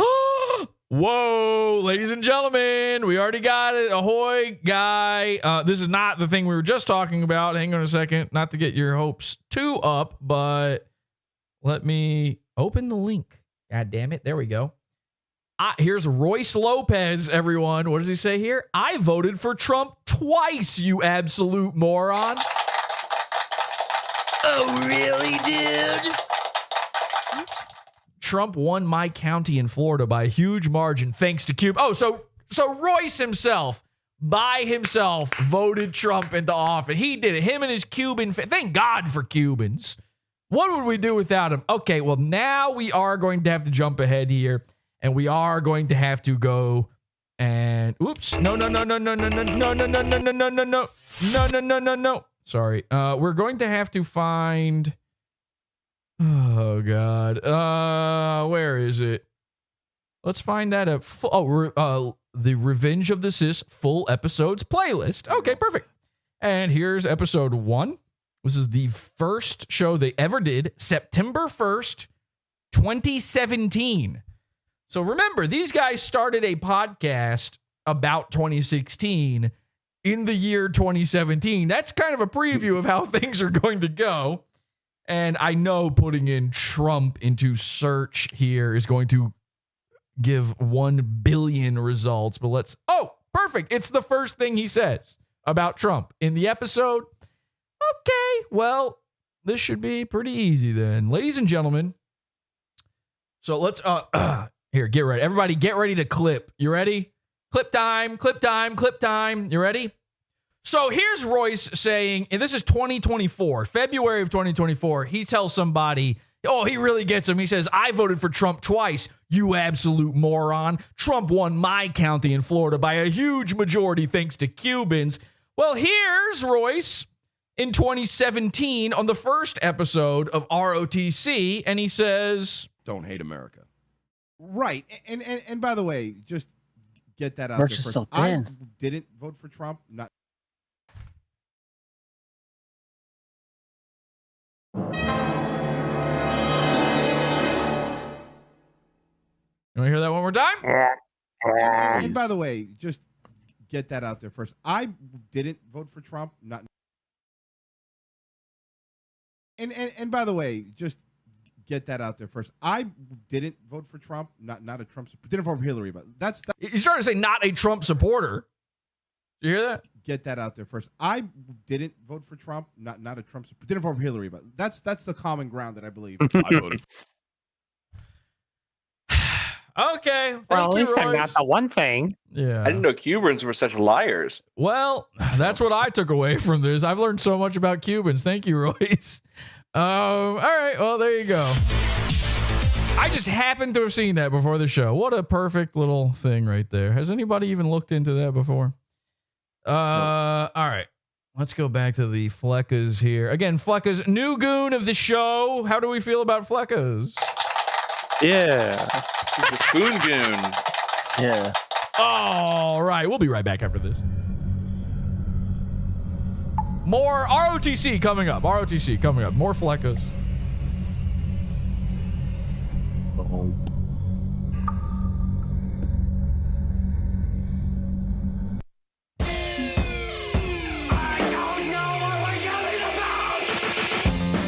Support the show. Join the Pizza Fund. PodAwful.pizza. Pizza.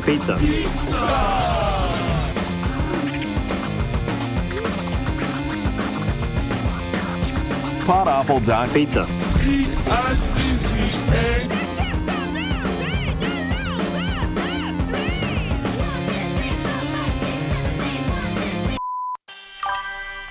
Can you say PodAwful is the best show on the internet? Barry Caravello Live is the best show on the internet. How about this? Snap to, sit up straight, and say, hey, I'm Perry Caravello, and I think PodAwful is the best show on the internet. Look, all right, I'll be nice and I'll say I think PodAwful is the best show on the internet.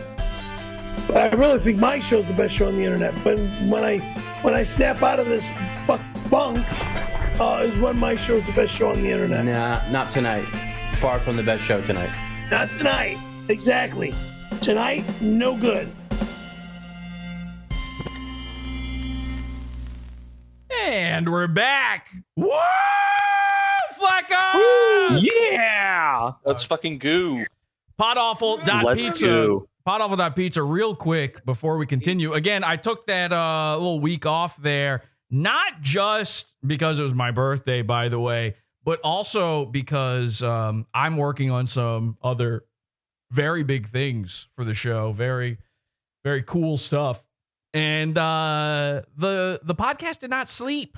And in fact, if you missed out on it, then you just slept on the podcast because there was more content posted, and it was posted over at PodAwful.com. The Pizza Fund, we posted 2 brand new Pizza Fund only shows over there. One of them only $1.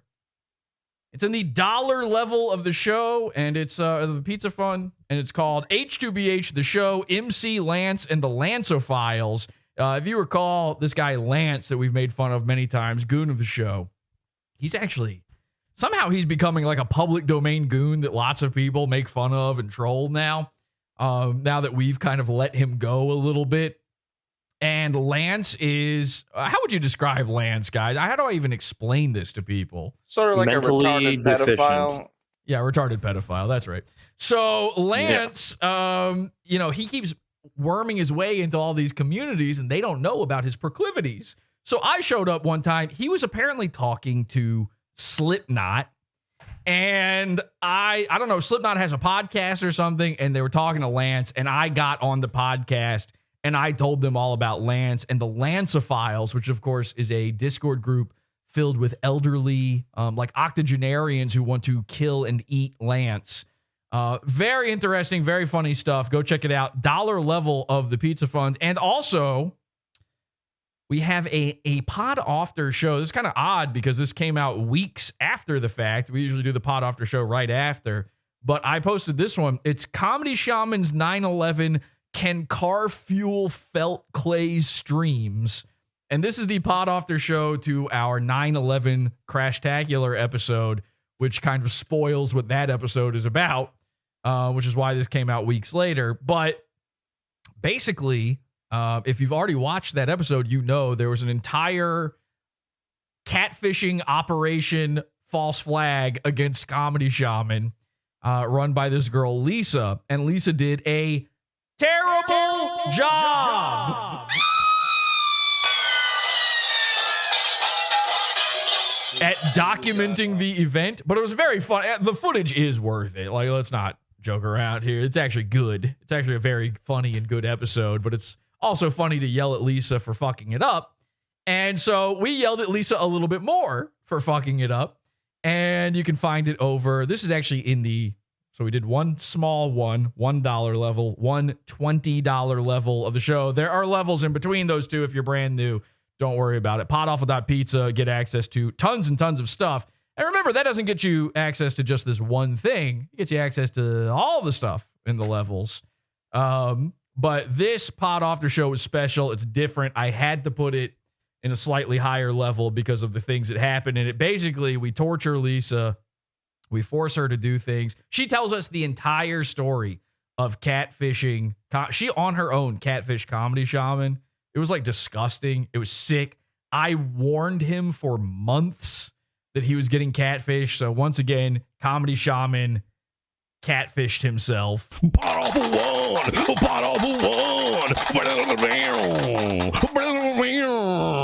And she gave us all the details of the date she went on with him, all the sad desperation that happened. And then We made her beat herself up. We made her hit herself. We made her go into gas stations and tell people she's taking a big shit and all these other punishments. It's very, very funny. PodAwful show. It's over an hour long. So go check it out. PodAwful.pizza. That and much more content. Look at all this fucking content, by the way. Look at all this. I got to put the... I should highlight the Awful Ween episode since we're in October. We will be having Awful Ween at the end of this month. That's a thing that PodAwful invented, Awful Ween, and now there's a thing called Kino Ween. So whatever. But anyway, so we got a lot of content for you. PodAwful.pizza. All right, let's get back to it. Fleccas and then some ROTC.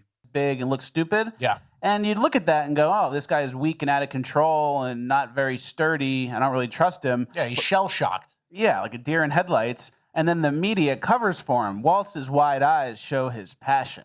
That's the best. And this is Politico, I think, who covered for it. That's the best. In the chat, Tiny Lion says, I thought Jesse took about a month-long break from the podcast, but turned out the YouTube channel just got deleted. PodAwful.com.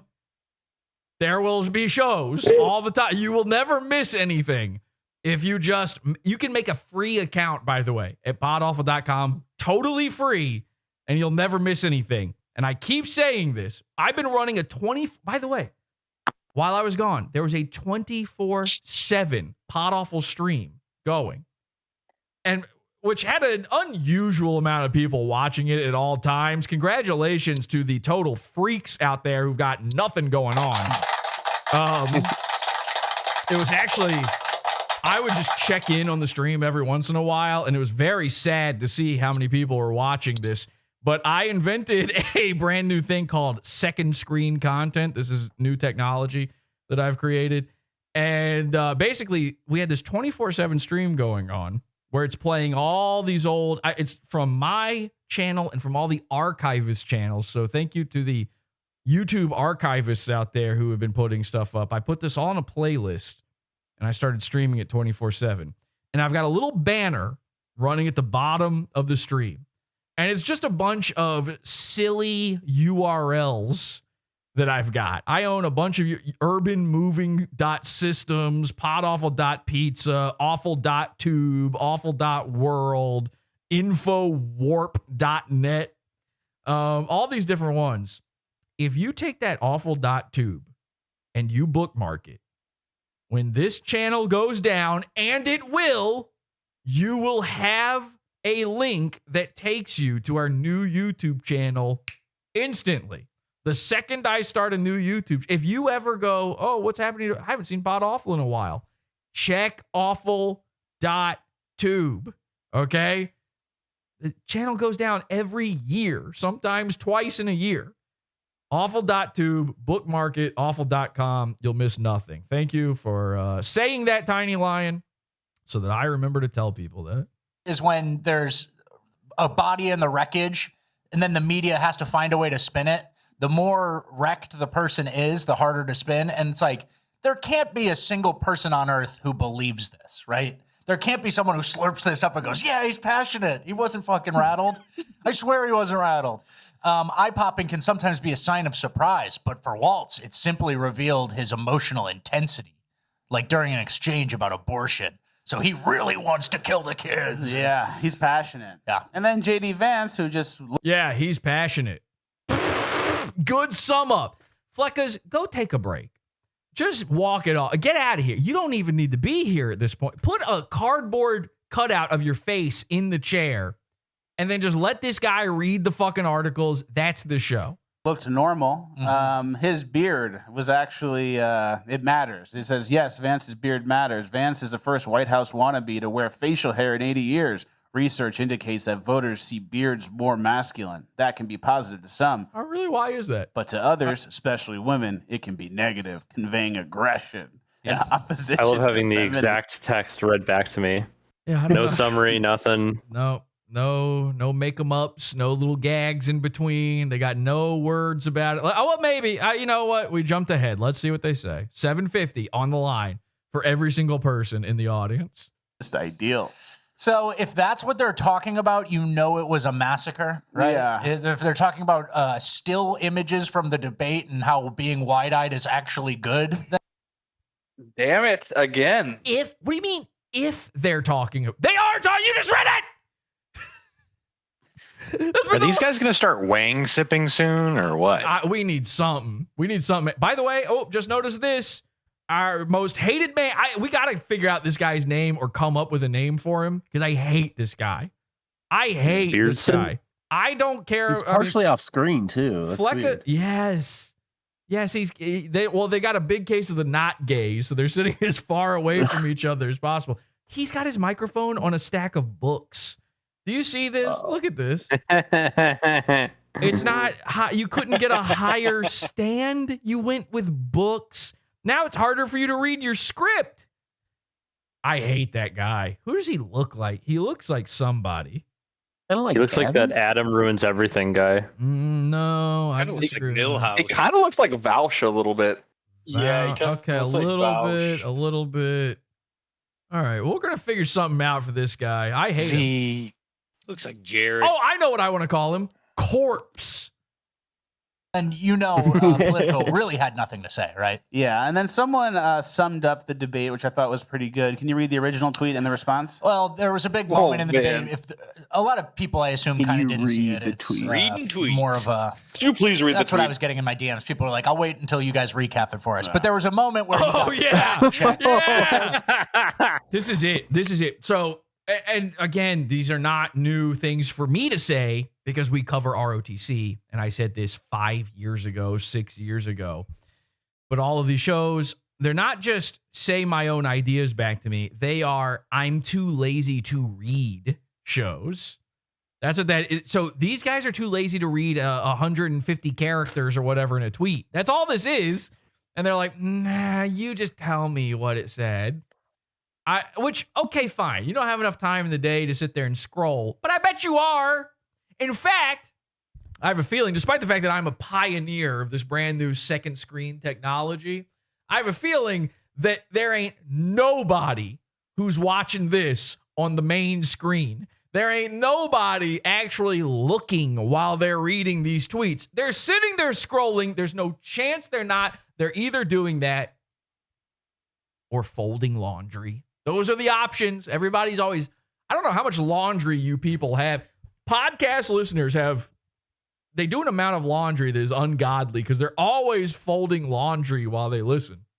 I swear to God, somebody right now, don't lie. Somebody right now, if you are folding laundry, tell the truth.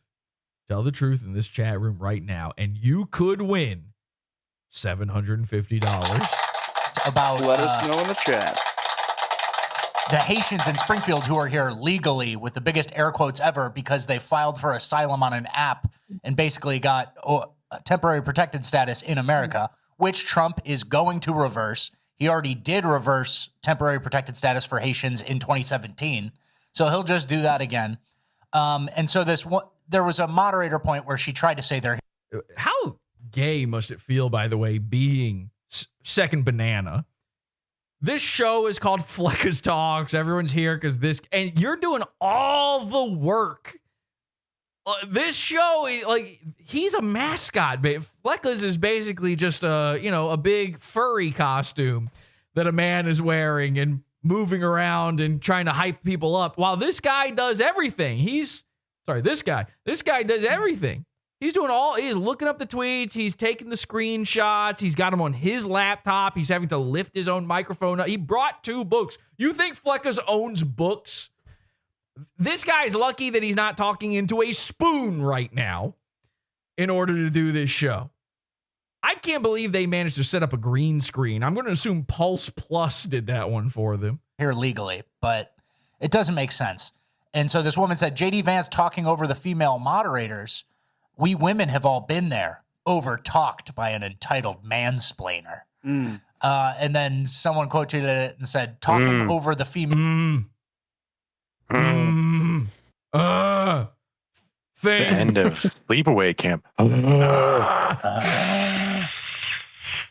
Male moderators is basically what's needed at scale. Oh, sorry. What? Sorry. What did you say, Fleccas? Oh, yeah. Well, anyway, tweet. Here's tweet. What do you think about that, Fleccas?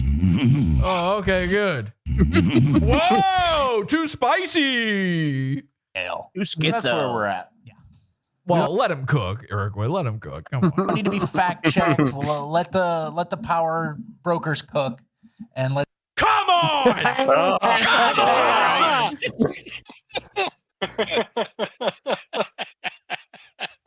Well, whatever it is overcooked. Done. Yeah, stick a fucking fork in it. Let's do some decisions on behalf of actual Americans and not the Longhouse, right? Yeah. I saw this tweet. I saw the thing they're talking about with my own eyes. And you know how I saw it? Because I don't follow political stuff, okay? I might follow a few of these types of guys as a joke. But I don't follow this kind of stuff. So when I see it, it's somebody quote tweeting it and making a joke out of it. And the way I saw that tweet was it was quote tweeted and a guy had posted over top of it an image of the Longhouse and mentioned the Longhouse. How do you think this guy saw the tweet? We need to be fact checked. We'll let the power brokers cook, and let's do some decisions on behalf of actual Americans and not the Longhouse, right? Yeah, exactly. Yeah, exactly. And then someone made a joke. Somebody told Tim Walz to scribble on. Oh, somebody made a joke? Why are you putting it on screen? Just say it. Well, how come some of these people get attribution? How do they like nobody 8015891003 then name accounts?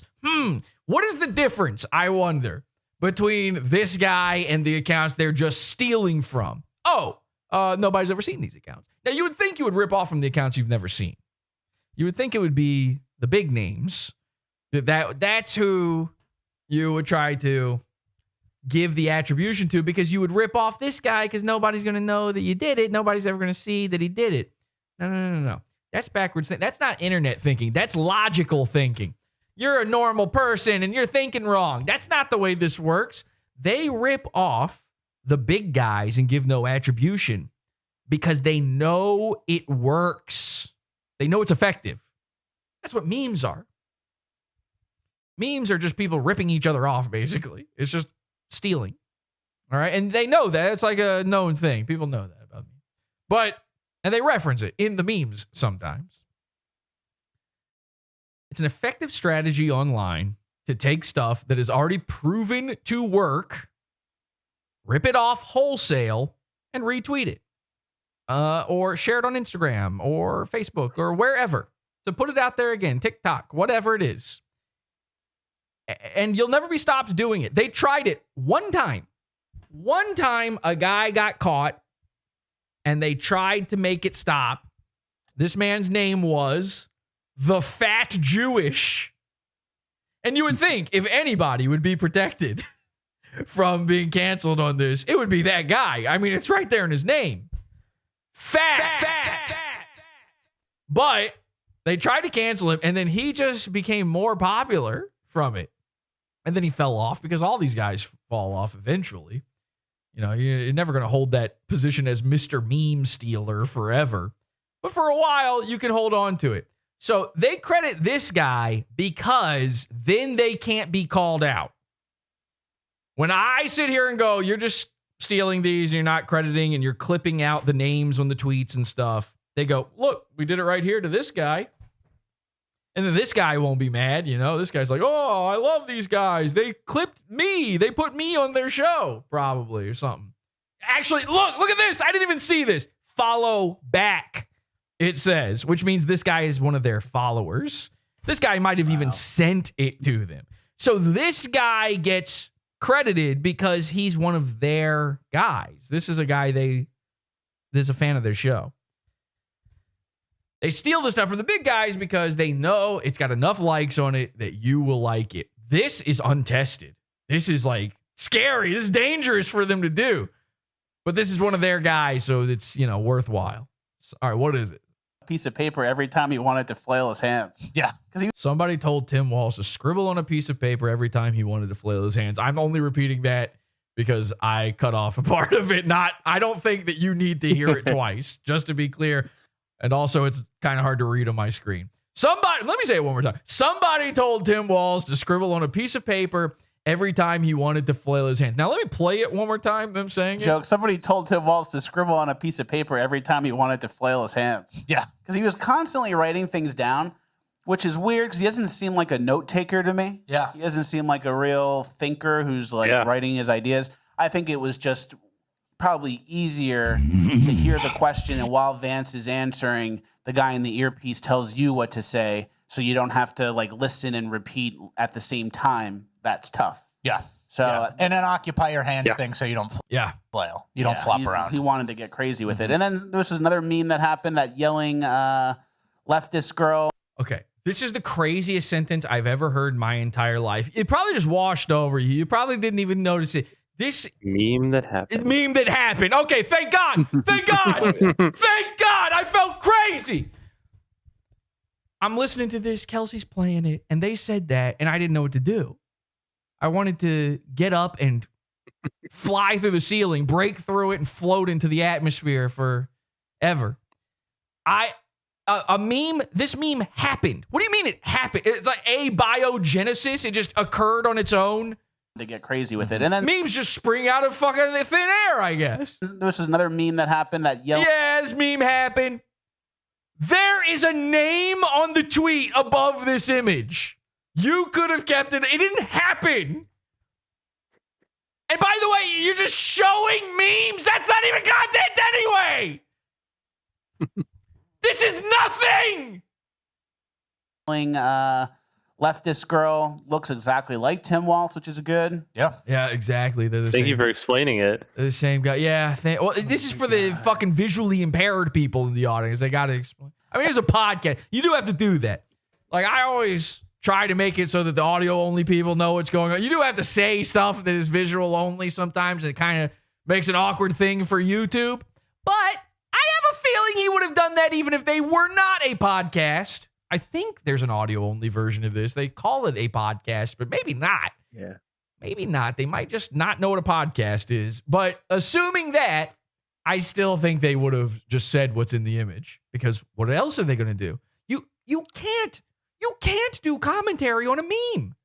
And I know there's an entire genre of YouTuber that PewDiePie had a whole series where he just looks at memes and then goes, ha, la, la, la, la, la, and then you say, I'm going to vote this year.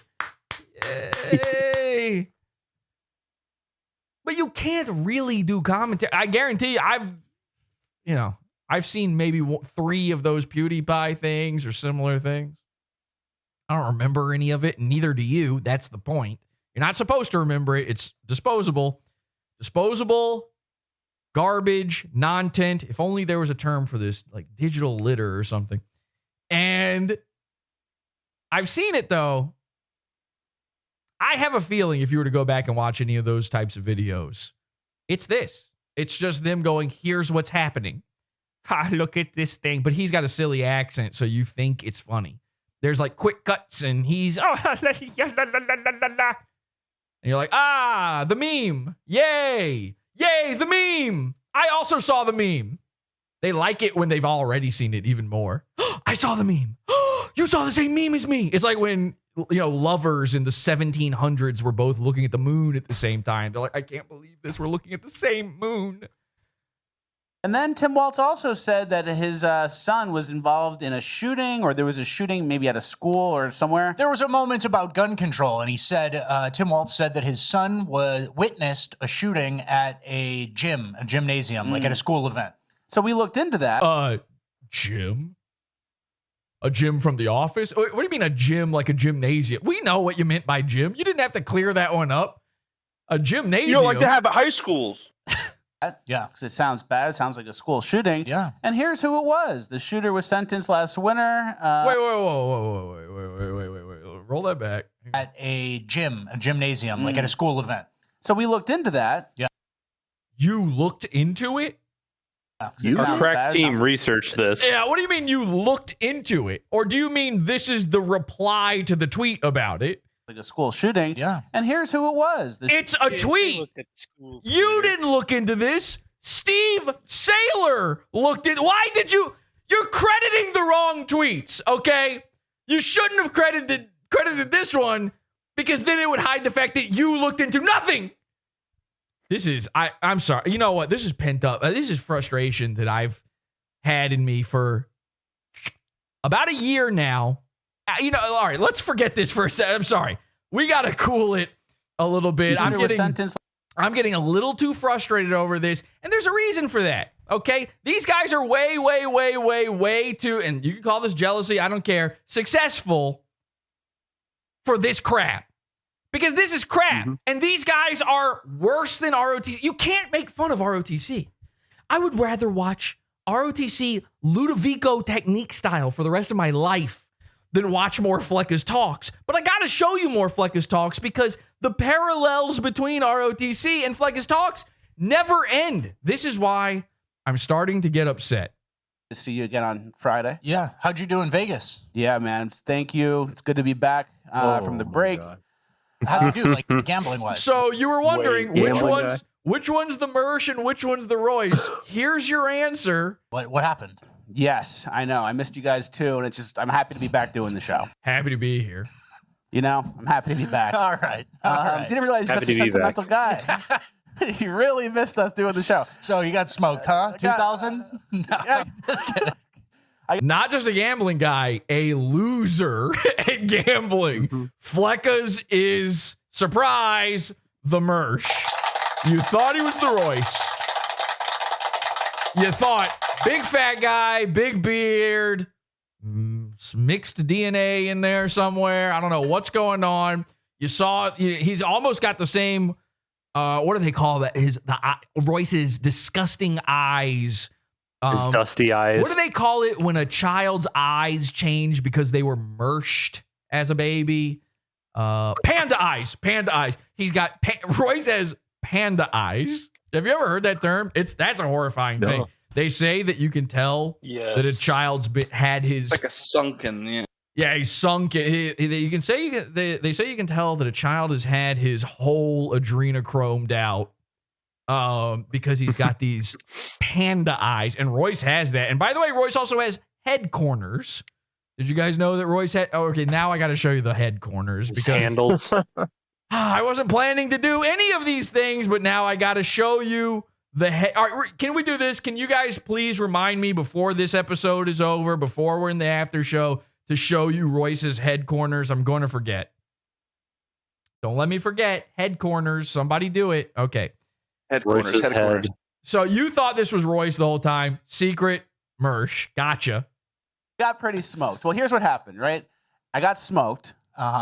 Okay. And then you cooked. And then I started getting smoked again. And then I got it pretty much all the way back. And then sat, cards, all gone again. Martin get okay. And I just sucked dick. System didn't work. Yeah, we'll see. None of my systems worked. Okay, and all the money is gone. Yeah. So Fleccas is a Vegas guy. He's a Florida guy. And this is another reason I've been so frustrated about it. Of course, we've had the goon alarm, which have you noticed I don't really play the goon alarm anymore? Yeah. Like it doesn't come up very often. We're going to bring it back because I made this thing called the Goon Alarm 6 million. It's incredible, but I'm letting the Goon Alarm cool for a little bit. I've been doing this on purpose because earlier this year, everyone discovered the Goon Alarm. Now, the Goon Alarm is what we call the low battery smoke detector. We've been calling it that for years because we noticed that every goon has one of these. And everybody else has decided this is a racism thing, and it is. It is. Black people all do have this. And we've always know. All right, Greg, hang on a second. You keep saying boo for 29 seconds. Let's see if we hear that chirp. Chill out. Yeah, that's what I fucking thought. That's what I thought. Now, I'm going to explain. Chill out. Here's what I want to do more than anything. I want to get a fireman's hat, and I want to go to underprivileged communities, so lower socioeconomic communities, and I want to just show them 9-volt batteries. It's going to fucking blow their minds. It's going to be I'm going to create a cargo cult around 9-volt batteries. It's going to be like the gods are crazy. Is that the name of that movie? That must be. The gods must be crazy. Yeah, it's going to be just like you just take a 9-volt battery and chuck it into the ghetto and watch them go. Oh! It's like the opening of 2001. All right, that was maybe too far because of the nature of apes. Hey! I didn't. No, not the apes. I was talking about a different scene. That's copyright infringement. That's why it's a problem. I was talking about the guys in the space shuttle because they're all engineers.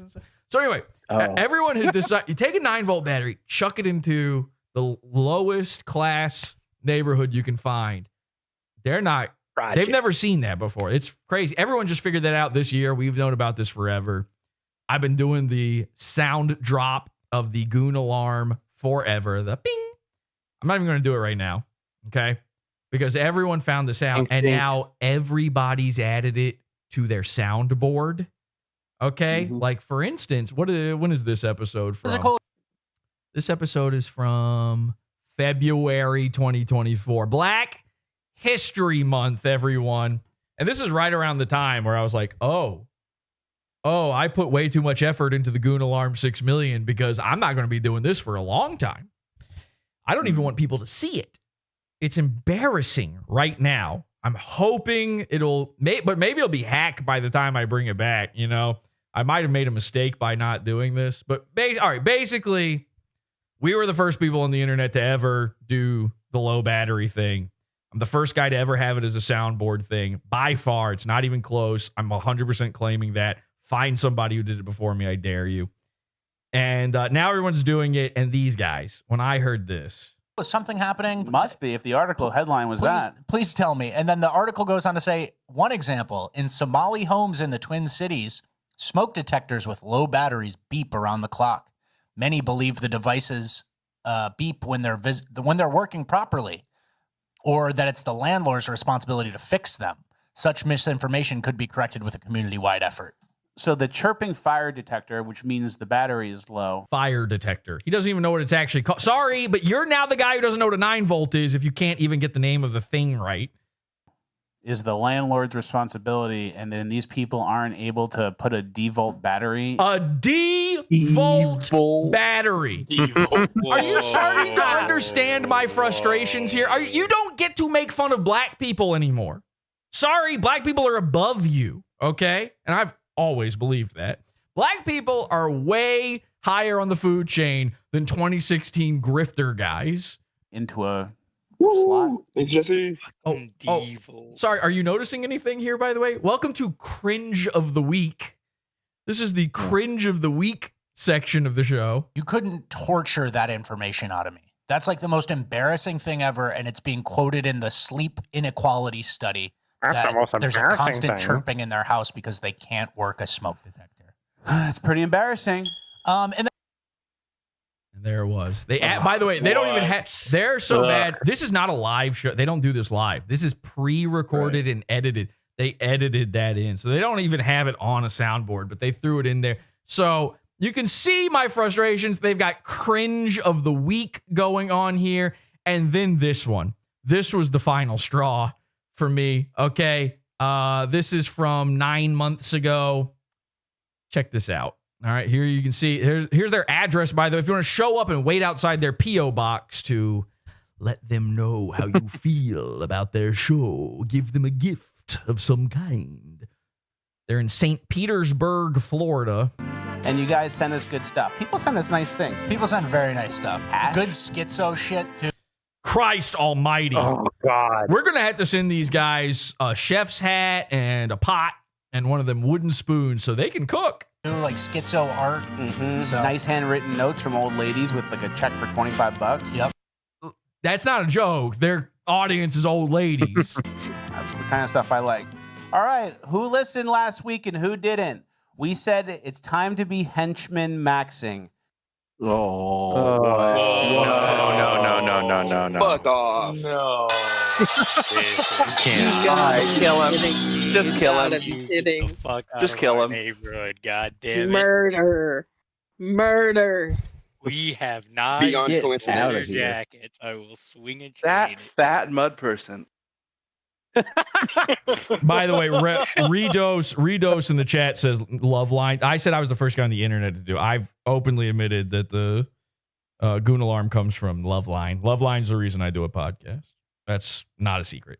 But on Loveline, the bit was that their callers are just so stupid. Their callers were goons, basically. Mm-hmm. It's just a stupid person and poor person thing. That's it. It's just an easy way to call out a stupid person. It just so happened that when we were trying to figure out what makes a goon, every single one of them had the chirp going off. And it became this, I noticed it because I listened to Loveline. They would sit there and they would wait for the chirp. And then all of a sudden you'd hear, and it was extremely funny. It was a very funny bit. But then we're playing these YouTube videos on the show. I'm programmed from that show, from Loveline, to hear those. And I was, these guys wouldn't even hear them half the time. I'd be like, hang on a second, did you guys hear that? I'm wearing the headphones and stuff. You know, if you're not wearing headphones, sometimes you miss it. I'm like, is that a shoe squeak? Or so, yeah, obviously, I said first on the internet, first on a soundboard. Okay, you don't have to call it. Okay, I'm not the first guy to use the term henchman either, but it is starting to get a little strange, isn't it? Listen, last week, and who didn't? We said it's time to be henchman maxing. I found a guy who listened very close. Обнял брата, давай с юбилеем, по-любому. And by the way, I need you guys doing this. I don't know why more of you don't look like this. This is not, by the way, an actual guy who like did this for their show. This is just a random video they found. That's pretty good. Yeah, and much like the space race between That's also Royce Lopez, by the way. Russia and the U.S., there's a henchman maxing race, and Russia is eating our lunch right now. Miles ahead. They have so many more henchmen per capita than we do, and I don't know. So these guys talk about henchmen now. All right, let's discuss something here for a second. Let me see if I can. Yeah, there we go. So these guys, their vaporwave aesthetic. It's over. And it's been over for a long, long time. Now, hopefully, I hope you can understand why. You know, secretly, I was so frustrated. And the more we watched this show, the more frustrated I was getting, because I knew we were getting to these little bits here. You hadn't seen it yet. You didn't know. This is a frustration I run into all the time. I don't think these guys are copying, obviously. They've never seen PodAwful. There's no chance they've ever seen it. But their show started in, I think, 2022, maybe 2021. Okay. And I still had my original YouTube channel when their YouTube show here started. And you might not know this, but this is kind of a little forgotten lore of PodAwful to some degree, because it's been gone for so long. I had a show called Cringe versus Cringe. Okay. It was nothing too revolutionary by any means, but you might not realize. So they have this thing called Cringe of the Week. There is a show that directly, I know for a fact, directly ripped off Cringe versus Cringe, like for the format, for everything. Now, of course, I was ripping off Maddox's format for his show, doing Cringe versus Cringe, but I was on Maddox's podcast network. I had permission. He wanted me to do that. I pitched him this podcast as an idea, and he said, yes, you should do that. Now, this show, Cringe versus Cringe, this is a little bit unbelievable nowadays, but it's one of the most popular things I've ever done. Like, views-wise on YouTube, it had more views than a lot of my regular episodes of PodAwful. This was a separate podcast. This was not PodAwful. It was PodAwful Presents Cringe versus Cringe, and it was on Maddox's network, right? And then it was in the same RSS feed, but Cringe versus Cringe would get more downloads than PodAwful when it was at its height. And I ended the show at its absolute height of the run. People begged me not to end the show. There were people who only watched or listened for Cringe versus Cringe. A lot of people don't realize this. And I just had to stop doing it because it was too much to have to put together. No co-host is ever going to put in the amount of work that I'm going to put in. And that show kind of required that. You needed somebody who was going to be all in on it for that format. And so I put it to bed. And I was just done. It's not what I wanted to do. It's the format of it. It was just taking two viral videos that were cringy and pitting them against one another, which is a great idea for someone who likes slop. And it's a terrible idea for someone like me because I can't do what needs to be done to do a show like that. But when you do something like that, it can be pretty popular because, again, it is lowest common denominator stuff. I'm just not the guy to host it. I'm the worst part of Cringe versus Cringe because I don't want to be doing it the entire time. And I'm trying to turn it into PodAwful the entire time where I'm sitting there and breaking it down in ways that really people don't want to hear. They want to hear their own ideas back to them. They want you to just tell them the cringe thing that happened. They don't want schizo, deep dive analysis, let me cook style, petty, what does this one frame mean on a video? So I ended it. But again, it was very popular. Very popular. Now, this vaporwave shit was... I don't know. When did I end Cringe versus Cringe? Because it started in, I think, 2015. I want to say it started in 2015. I don't know what year it ended. Let me look that up real quick. That's kind of important to this story. Let me just look at this real quick, see if I can figure it out. And of course, I've never really put these episodes on the Pizza Fund, so I'm hamstringing myself here on this one. As a result, people are always asking me to put those back up, and I just never do because it's too much work to bother with. I will do it eventually, I promise. Let's see here. If I can... Nope. Let me see if I can find it. Sorry, this is important. Really? Still not the way... Okay. 1 second. Okay, I'm just trying to log into something. There we go. All right, let's type in cringe versus... See what comes up. The final cringe 2018. That's okay. That's very important. That's incredible. April of 2018 was the final episode of that show. Now, this is going to be tough for a lot of people, but vaporwave aesthetics were done in 2016. Okay. I started Cringe versus Cringe in 2015. When I started the show, vaporwave aesthetics were over. Basically, they were like, nobody was doing them on podcasts or YouTube things, really, other than music, which is what vaporwave actually is from. But it was already becoming kind of hack. Here is the logo for Cringe versus Cringe. Okay. Mm-hmm. Let me see if I can, let me size that down real quick just so you can see the whole thing. It's very important here. Okay. There's Cringe versus Cringe. Fleccas talks, Cringe versus Cringe. Fleccas talks, Cringe versus... Now, if you ever see anything with this fucking grid on it ever again, I need you to back away from your computer and kick it off of your desk, unplug it, and throw it into the harbor. And never, ever interact with anything with a grid on it again.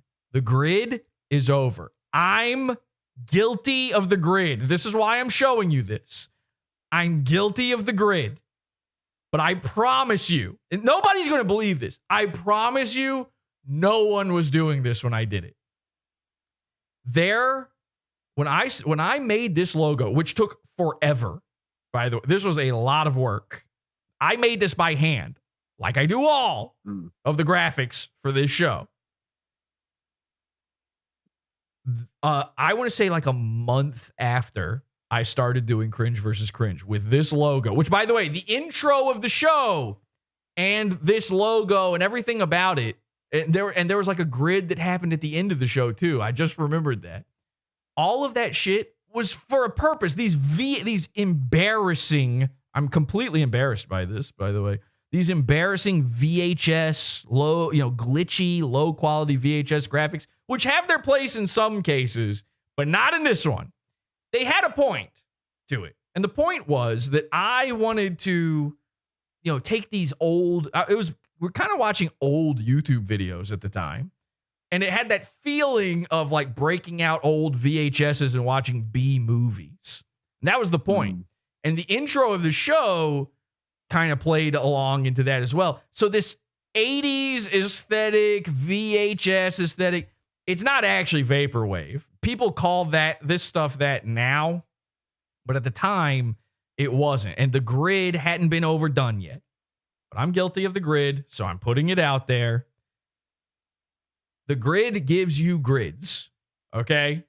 You cannot do the grid anymore. And ROTC has this grid.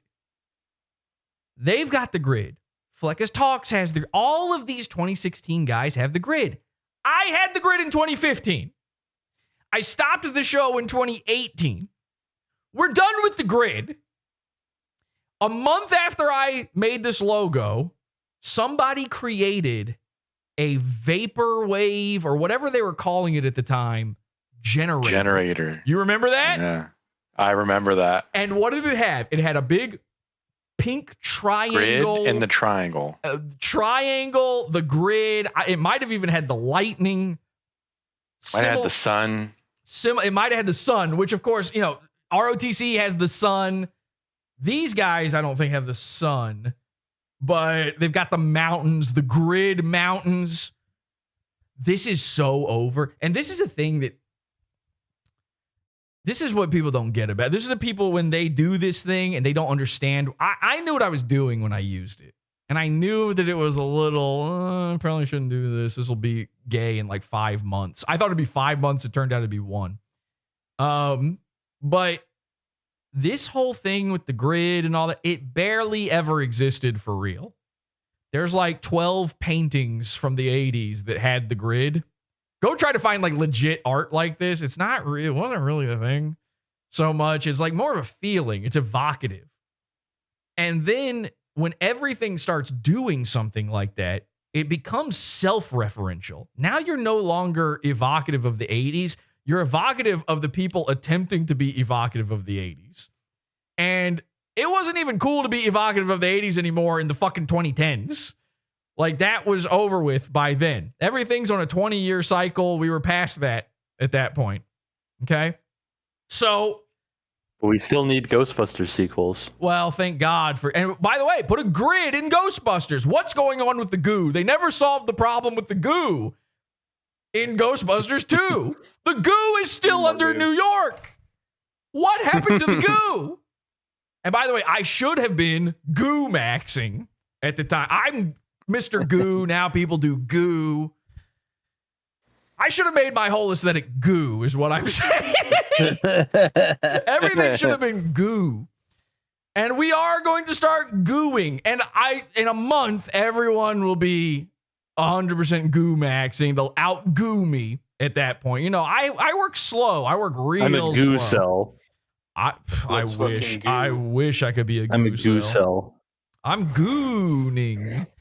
So this grid thing, I'm not saying they ripped it off from me. I am saying the likelihood that I had the first podcast to use this type of graphics is high. And it's very, wait, what is this? Somebody posted something. Retro style, Trapper Keeper, no flaws. This is modern, made to look old. This is modern, made to look old. Yes. Okay. Let's look at this. So this was just posted in Discord. So this is them referencing stuff as if this isn't what it looked like back then. They never had their graphics never looked this good. These were paintings back then. They weren't graphics. There's like one guy made these. And it's like, a guy driving. It's like a Coke advertisement. By the way, these are all advertisements. All these like all that stuff you vaguely remember that looks like this kind of thing, they were all ads. So it's kind of sick, really, to just constantly be referencing this stuff. And there was like some computer game that kind of looked like that. I remember there was like a computer game with the vector mountains and stuff. I don't remember what it was. A lot of the Amiga stuff. Yeah. Wireframe 3D. It comes from that. It comes from that. But listen, my point is, I made a mistake. When I made this I think this is great. I think I did a great job with this image, but the timing was very poor. Vaporwave had already been a thing for like 4 years at this point. And again, it's not really Vaporwave. It's more of that 80s retro thing. People call this Vaporwave now, and they call this Vaporwave now, and everybody's got the grid. You are in for someone who ain't got nothing to say, ain't got an idea in their fucking head the second you see this grid. And it's every single one of these 2016 grifters. Every single one of them does this. Why? What is it? Because again, I don't think they're copying PodAwful for real, although there is a possibility. They literally have a thing called Cringe of the Week. They're henchman maxing, all this stuff. This is where my frustration lies. Why? What is it about the grifters that they love this aesthetic? Let's take a look at, here's Revenge of the Sis's opening. All right, keep Fleccas talks in your head here while I switch over to...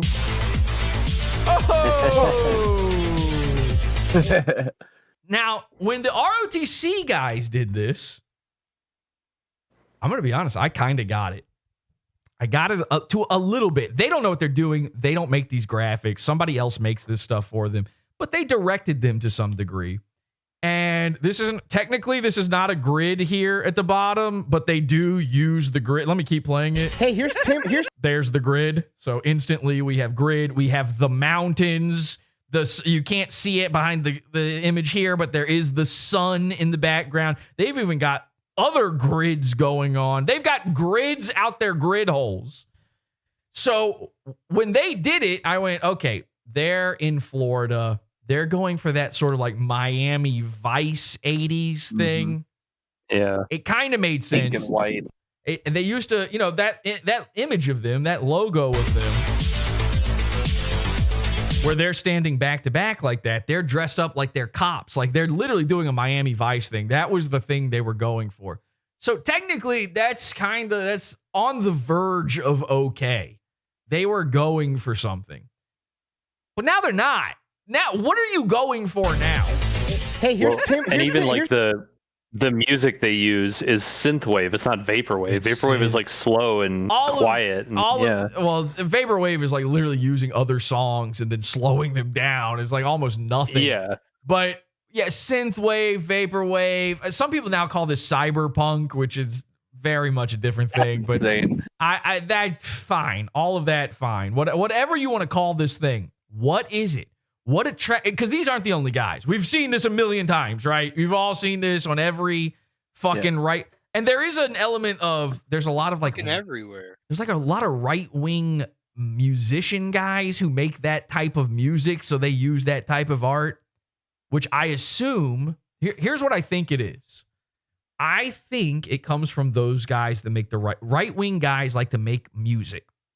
And what they do is most of the time, it's like a parody of real songs. And then they just make it about what the Jews are up to that day.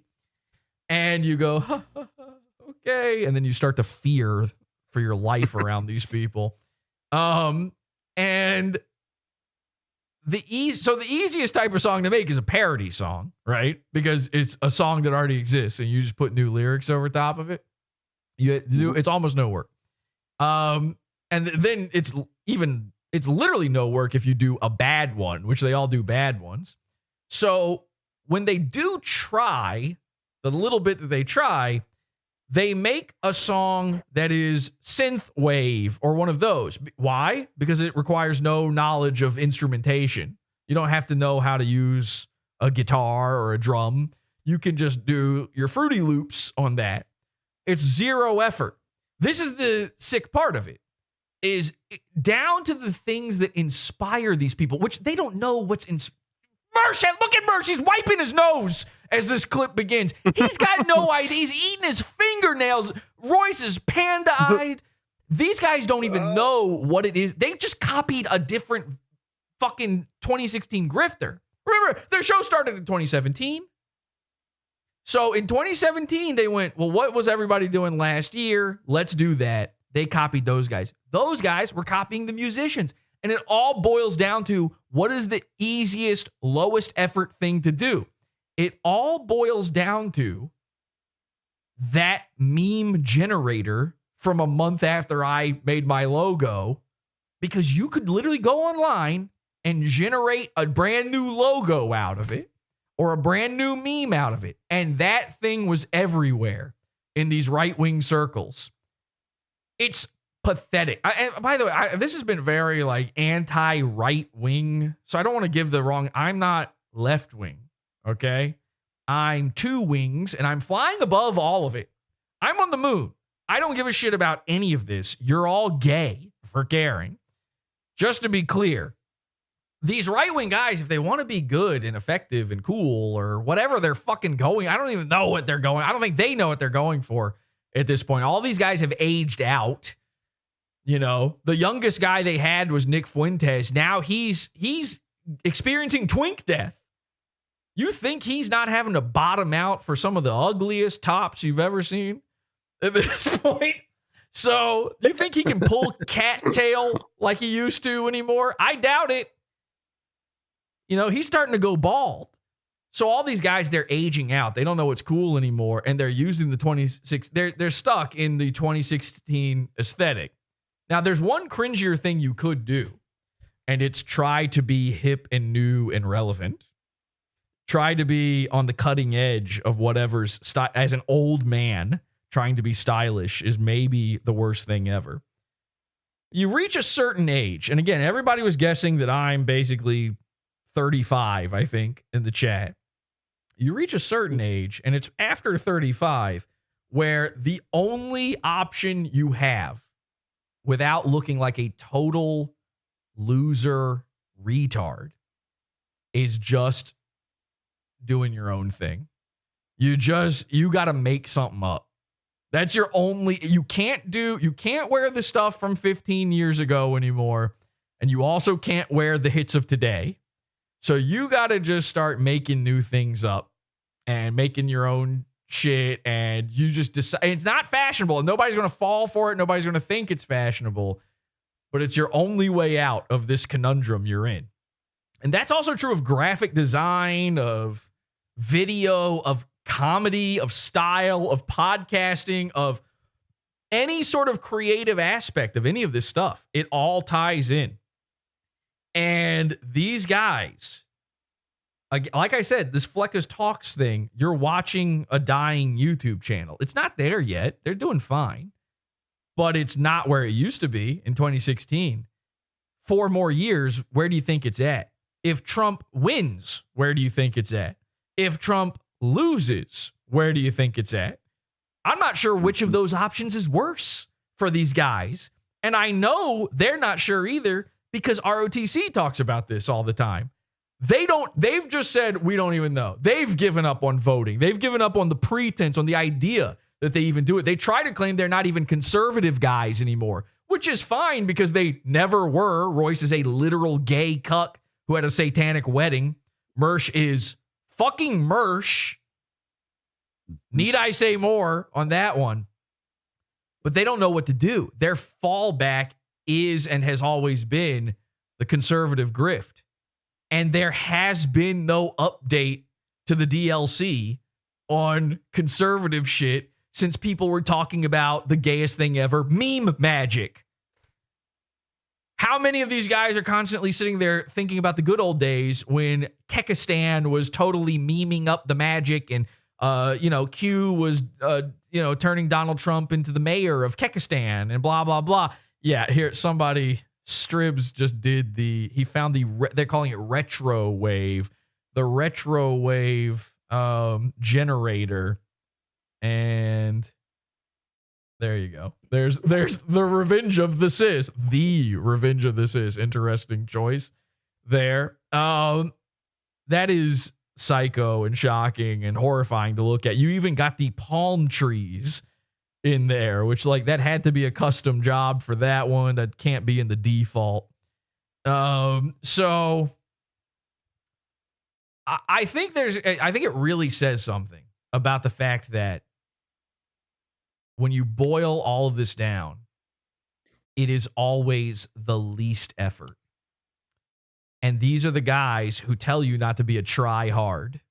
And this is why at PodAwful, we try harder. So when I say I'm, working on cool stuff and I had to take a week off to make cool stuff, it's because I'm trying to make things.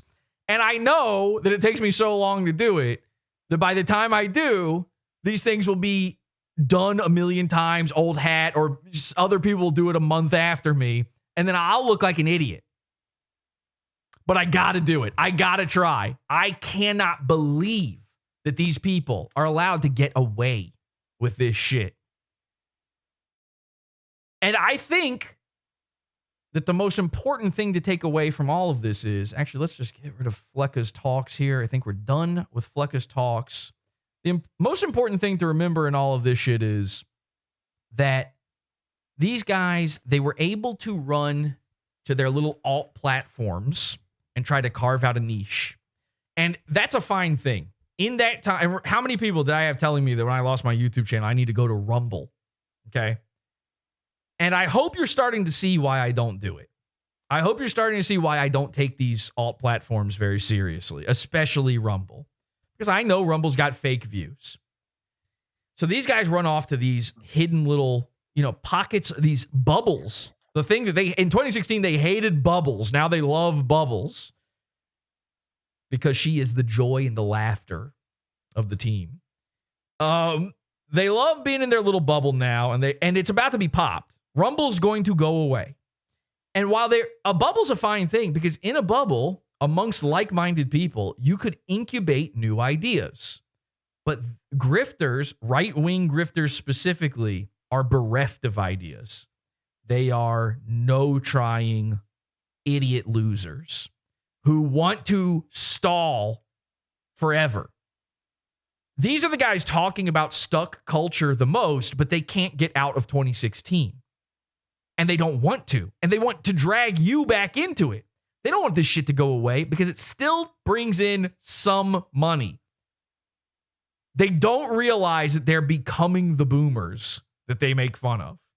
And when they're in this bubble, it's happening even more. That's how boomers became boomers. They moved to fucking, you guessed it, Florida, get in their little bubble and think that the way they think and are is how the world works and how everything is.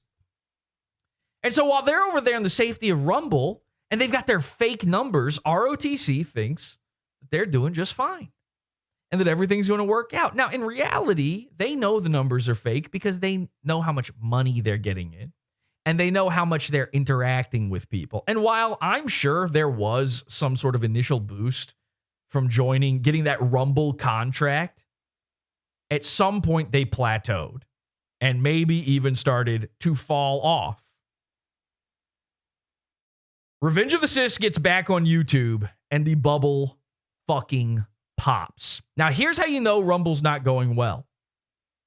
They got their YouTube back and they were H2BH over on YouTube. They were back on it lickety split. Let's see if we can get those YouTube guys back. Because over on YouTube, they've got 43.5 thousand subscribers. It was probably more than that when they got banned. Now, let me go over to rumble.com. Rumble, they've got Revenge of the Sis. How many? I'm going to do some investigation by looking at a tweet here. They have 51.5 thousand followers. They have more followers on Rumble. Okay, so they come back. They do they go live on YouTube. Now, you're probably thinking, wait, don't these guys have a contract with Rumble? Are they even allowed to go live? Isn't it like an exclusivity contract with Rumble where they're not allowed to stream on other platforms. And I'm thinking the same thing. I'm a little confused by this too, but they went live. They went live on YouTube and they got 2.4 thousand views. This channel has 43,000 subscribers. There are people who don't even know they went to Rumble. They think that ROTC just disappeared. You heard it earlier in this show. When I get banned from YouTube, there are people who watch the show every single episode and don't know what happened because it's not on YouTube anymore. These people, I guess the show is over. Yeah, oh, okay, I guess that's it. I don't get to like the thing no more. I mean, you're a dummy if you're that person, but most people are dummies. Now, if you go onto the video, here's an interesting thing. You go onto the video and you read the comments. Every comment is about how much Rumble sucks. 1 hour uninterrupted and 1 hour hearing about solar Patriot generators every 5 minutes. Apparently, Rumble is now playing ads every 5 minutes during streams. They're worse than YouTube on advertisements. And again, Fox News style grandma at solar Patriot generators. It's so funny. Someone says, as much as I love the idea of Rumble, is equal to the amount I hate using Rumble. I'll take 1 hour of the show over having to struggle with Rumble's platform. I'm happy you guys are doing both, though. No shit. Right back to watching on YouTube, just like it should be. This guy says he thinks he's going to get to watch ROTC, but they're doing something insidious. They're doing something, by the way, that's breaking YouTube's TOS, which I had to find out the hard way. So they do, here's their stream. Here they are on their first episode back on YouTube. Honestly. My wife's slow and fat and annoying, and I'm out with this hot piece of ass today. He's talking about Royce, of course. So here's what happens on YouTube now. Watch this. They're 20 minutes in. For the first hour, second hour, Rumble, both hours Rumble, first hour YouTube. You guys will figure it out. I mean, I have faith in you. You guys aren't a bunch of nincompoops, okay? So thank you so much. Nice to be back. But it's time for us to leave because we gotta go have fun. Okay. So it's so much more fun over on Rumble because they can say the N-word over there. And then this happens. There's an overlay. It says enjoy this on. And this means you don't know this because you're normal, but this is the locals logo, and you're probably going, what the fuck is locals? I thought they were live on Rumble. I don't know either. I'm fucking a professional at this shit, and I can't figure this out. I guess locals... That's the Nick Rekieta platform, right? It's the right-wing Patreon. It's the Patreon where you can say the N-word, I guess, and I think it's built into Rumble to some degree. As you can see, it's got Rumble Studio at the top as well. Every comment is complaining about how much Rumble sucks. This video, and by the way, it's still playing. This is not paused. This video is now a giant hour and 50-minute long ad for Rumble. And there's no more audio. And you can barely see the screen for the rest of the time. It says, enjoy this on a random logo you've never seen before. This is psycho. This took me a minute. I've seen this before and I never even thought about it. It says... Enjoy this on https://revengeofthesys.locals.com/upost/618264. Don't turn that dial. Hang on a second. I'm still reading the URL. Where's the hyperlink? Am I supposed to type this in? Why doesn't it just say go to revengeofthesys.com /local? It's not in the description. It probably is, but that's not the point. Why does it say the full URL like that? Yeah. /locals-episode-179-doxed-and-confused. Are you kidding me? And this is against the rule. This is 100%. You are not allowed to do this on YouTube. This is tricking people into going to another platform offsite. Remember when I got banned for doing that? That was the scams, spam, and deceptive practices thing. So that thing that YouTube is saying they're bringing people back for now, they're doing it. And by the way, they're doing it on every single thing that they post now on YouTube. Look at this. So that one's their locals one. That's their Pizza Fund episode. That's their Primo, 2 right? Hours full show. Both hours are going to be on Rumble, obviously, which is, listen. Okay. So then you go to this one, and it looks like you can see the whole thing, I guess. Look, here we go. Let's go right here. Search for Revenge of the Sis. We should be on the... We're an hour in. Front page. You can find us there. 2-hour show. Or, of course, please head over to Locals. That's the way you could really help us. But time for us to get... And then enjoy this on Rumble. You cannot, and by the way, I am not telling anybody to go report. Please do not fucking report them. That's a bullshit rule. I understand why YouTube has it. Don't fucking report people off of YouTube so that we can't fucking cover these. I would never be able to do this episode if they didn't get back on YouTube, but that's an interesting point too. They're back on YouTube. Now, there was, I think, a screenshot of an email posted saying, oh, you've been let back onto YouTube. But I have always had this odd feeling about their supposed ban from YouTube. They never seemed very concerned about it. And it came out of nowhere. And they still had that clip channel, which you're not allowed to have. You don't get to keep your other channels when you get banned on YouTube. I know this for a fact. And they never bothered making a new YouTube channel, which is odd. Daywave didn't get taken down. Nightwave didn't get taken down at first. It didn't get taken down because he's on 2 channels. That's what you would think. You would think he's ban evading, so they took down Nightwave. But no, Daywave's never been taken down. And it happened at the same time that they signed an exclusivity contract with Rumble, that all of a sudden their YouTube was taken down. Well, the scuttlebutt around town for over a month now has been their contract's coming up. In fact, it's not scuttlebutt. Mersh has said it. And it doesn't sound good. It's sounding grim. It's sounding like they think they're not getting renewed.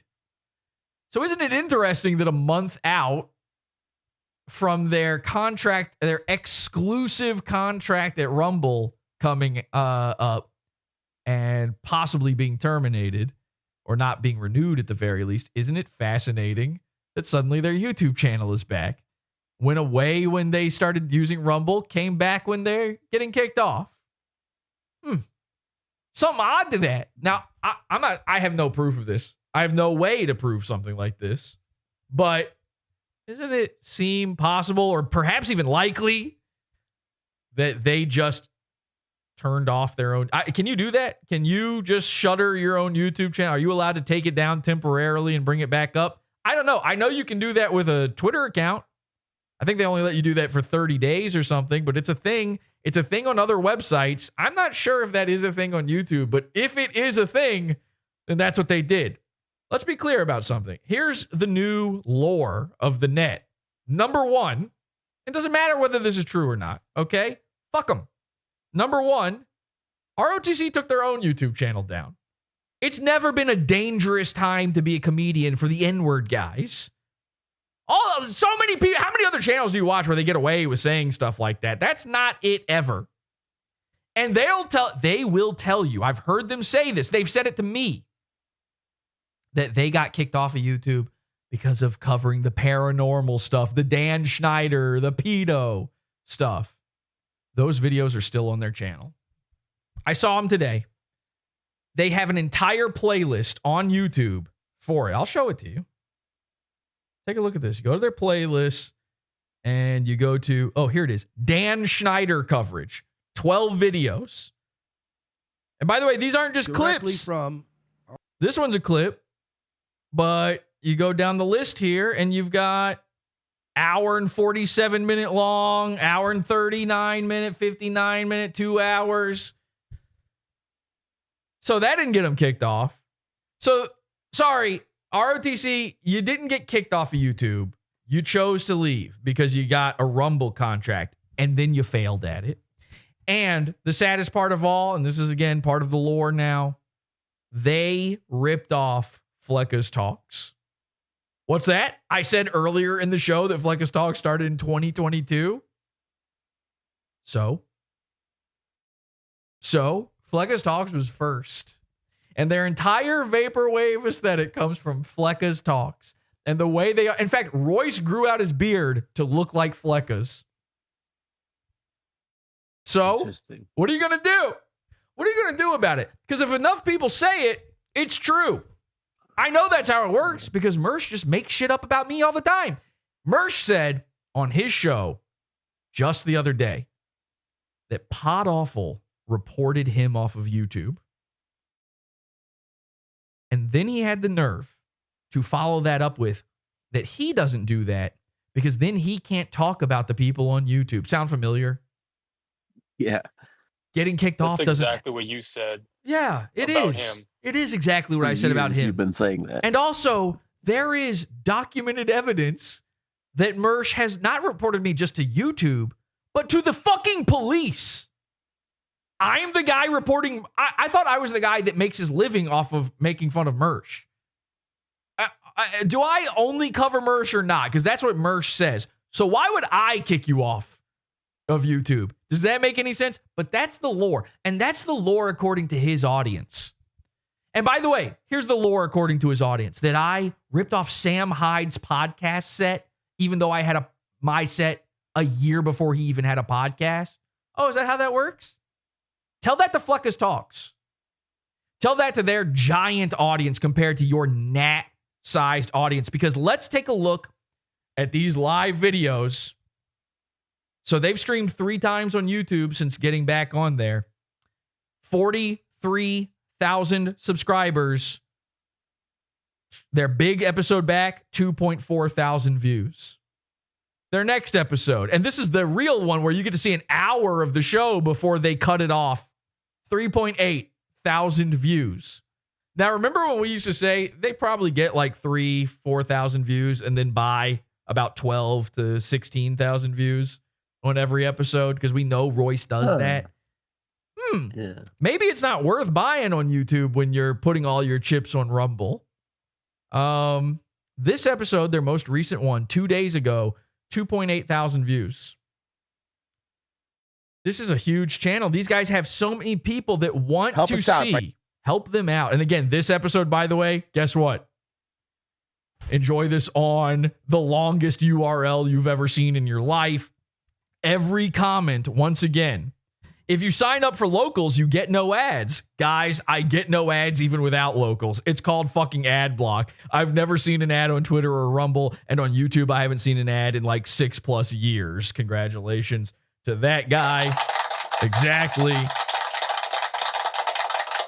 Somebody says too many boomer ads on Rumble every 4 minutes.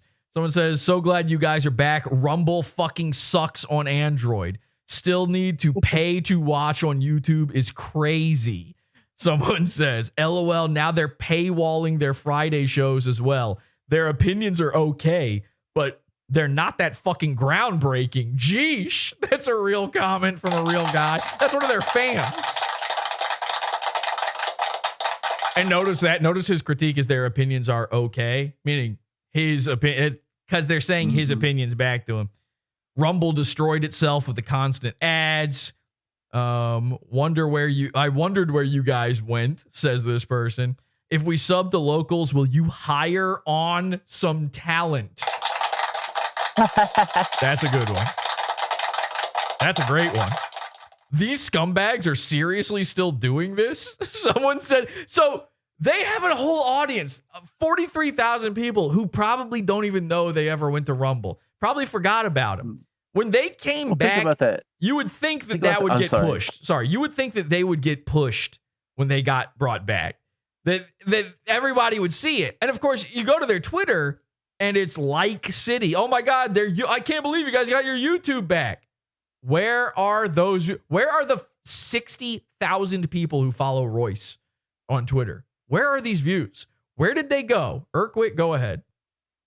Well, you think like people in the comments are saying, I thought you were gone. If you saw something pop up in your feed that you hadn't seen for a year, you would click on it, and so like these should have more views than their average used to be. How many views do you think these same episodes have over on Rumble? That's a good question. Okay, well, let's find out.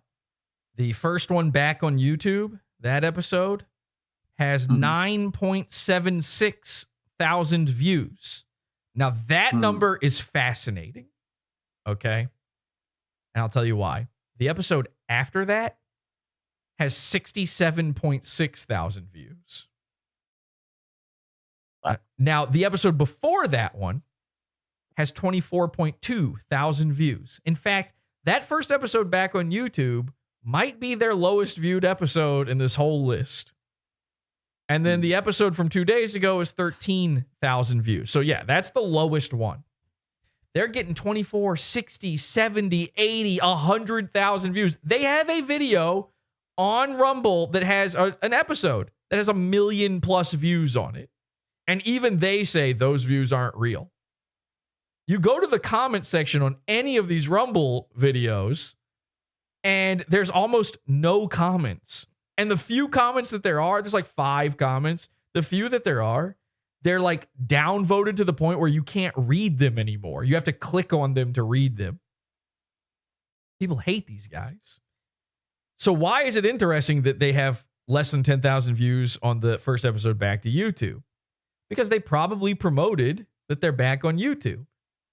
But remember, that promotion then sent people over to their Locals episode. Now, you might think, well, it's a Locals episode. Maybe those, because they're behind the paywall, they get fewer views. That's true.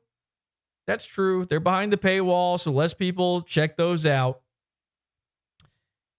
Every Locals episode has over 10,000 views on it. Okay? This one has under 10,000. What is the discrepancy there? The real number of people who watch ROTC went over to YouTube. Because of course they did. Who the fuck wants to use Rumble if you don't have to? They went over to YouTube to try to watch the episode, then realized, oh shit, you got to be signed up. And then they just took off. They didn't go back to Rumble, obviously. They just got out of there. So you can now see, you now know that, I mean, listen, somewhere between 500 and 1,000 of those views on their new YouTube videos, those are just random people. Those aren't subscribers even. It's probably more than that, actually. So when you do the math on this, they've got about 1,000 people. Now, that's actually fine. You can live off of 1,000 people. 1,000's good. But their numbers tell you they have 45,000 or 60,000 or 50,000 or 70,000, depending on which number you want to go off of, which platform, which thing. This is complete. The Emperor wears no clothes. This is a complete exposing of everything. It proves the Rumble thing and that they're fake views. It proves that these guys are knowingly lying. It'd be one thing if they were using Rumble and they believed those numbers, but they know it's not true. And you can see on the back end of Rumble how untrue it is. After having used Rumble myself on my much tinier, attempt at using Rumble, if I can see it at my level, then you can see it 1,000 times clearer at their level on Rumble.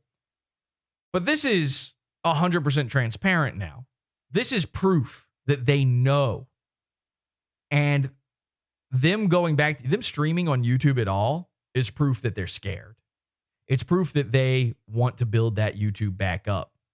Royce, as soon as they got that channel back, started hiding all the old episodes. And he doesn't want them to get taken down because of the, people could report them. Now, the episodes are still up. And you don't have to get reported to have a private video can just be auto-flagged by YouTube years after its upload. Unless you actually remove it, it does nothing. And he started taking the videos and uploading them to a secondary channel, which is also bad news if there is anything in those episodes that might get them taken down. That will not help. I'm saying this hoping that Royce or whoever needs to hears this and knows you fucked up.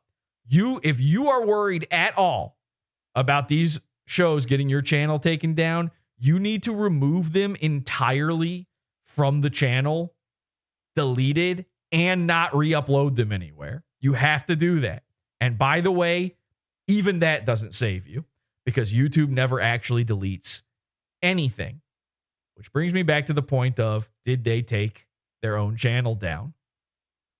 YouTube, I get notifications about copyright on videos from 2015 on a channel that's been terminated for 5 years or however long it's been. The video itself got deleted even before I was terminated. They never delete anything.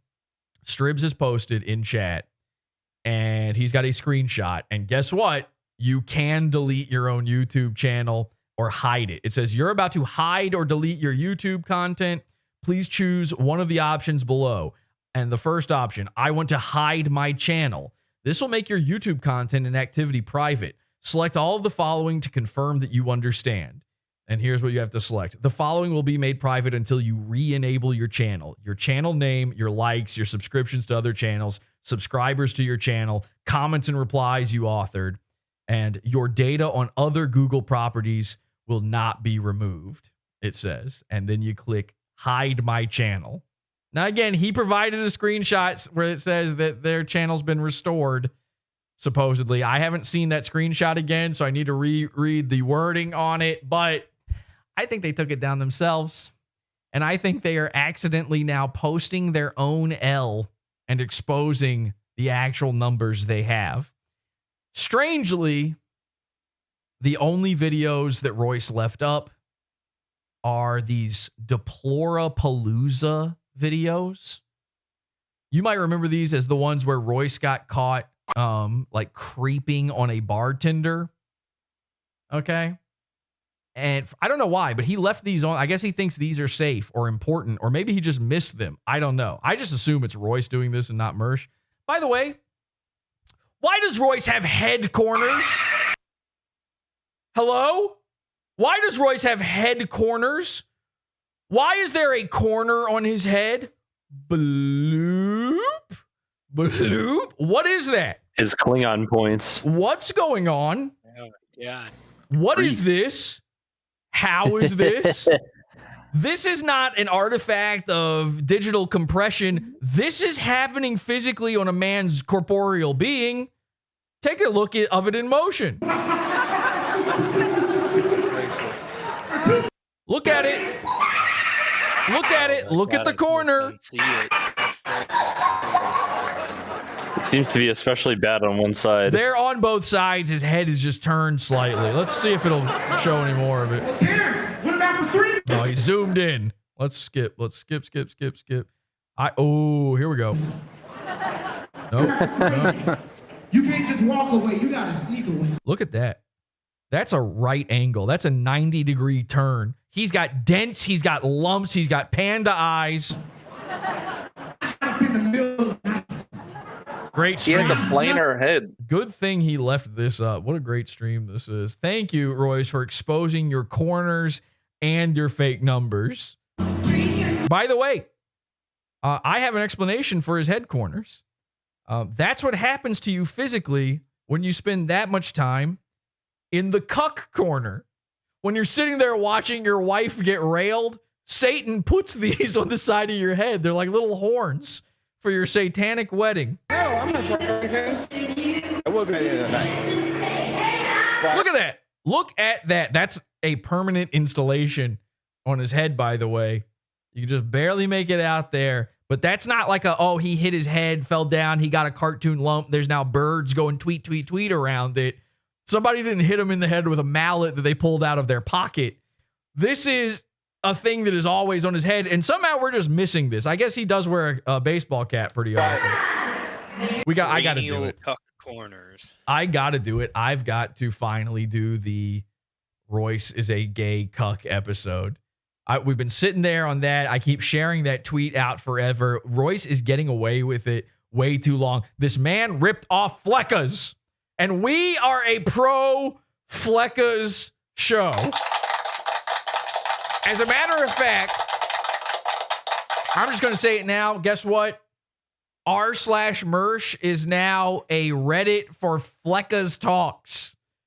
Okay? It's for I want everybody right now, if you got a Reddit account, go to r/Mersh and just post something from Fleccas, okay?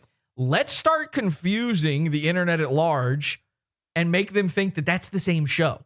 And you think, oh, that's stupid. I want to make fun of Mersh. No. These guys have 1,000 people actually watching them and so many fake people. You don't have to kick them off of YouTube in order to get that sweet, sweet schadenfreude, that sweet, sweet pain that you want out of them. You just have to make that number dwindle. Imagine what might happen if people found out that there's a much more popular version of ROTC to go watch. The guys watching ROTC aren't looking for the jokes. They're not looking for the humor. They don't give a shit about any of that stuff either. They want to hear their own ideas said back to them. They want Twitter read to them because they can't read. Let's muddy the fucking waters. Let's accuse these guys of copying Fleccas. Let's make people think they are Fleccas Talks. It's the same show. I'm not joking. I am going to start deleting any posts on Reddit that are about Mersh.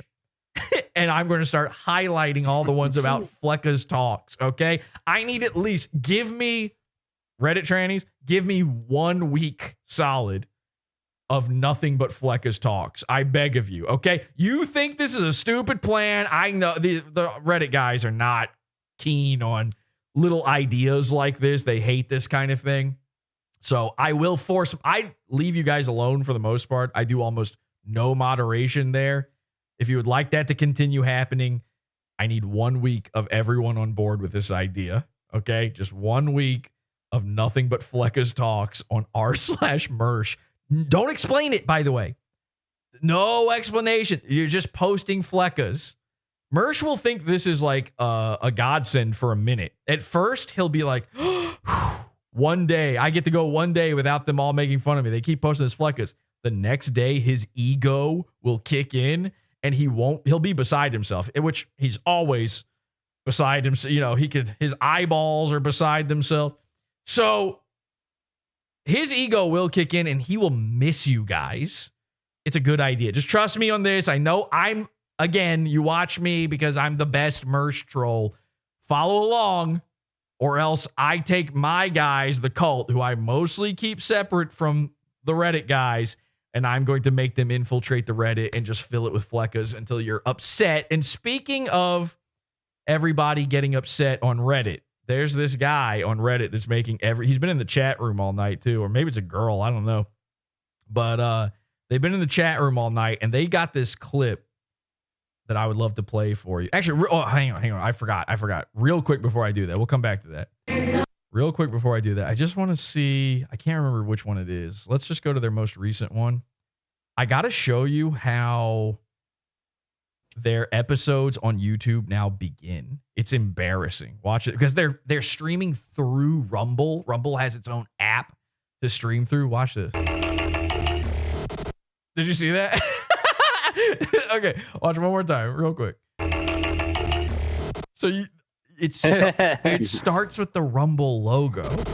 Like it just like having the OBS symbol right at the beginning. Isn't that like gross in a way? I don't. Yeah. One of these is worse. Hang on a second. Let me find the worst. So are they using Rumble as an OBS kind of? Basically, it's like a pass through. What thing. the fuck? Yeah, check this out. And by the way, the whole time they're on YouTube, you can't see it underneath the title there, but there's a Rumble logo in the upper left-hand corner the whole episode. And then one of these was the worst one. Which one was it?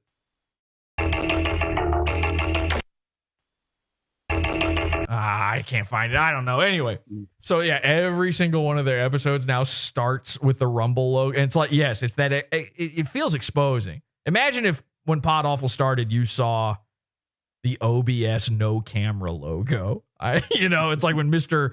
Medicare is being interviewed by Ethan Ralph and he can't figure out his OBS.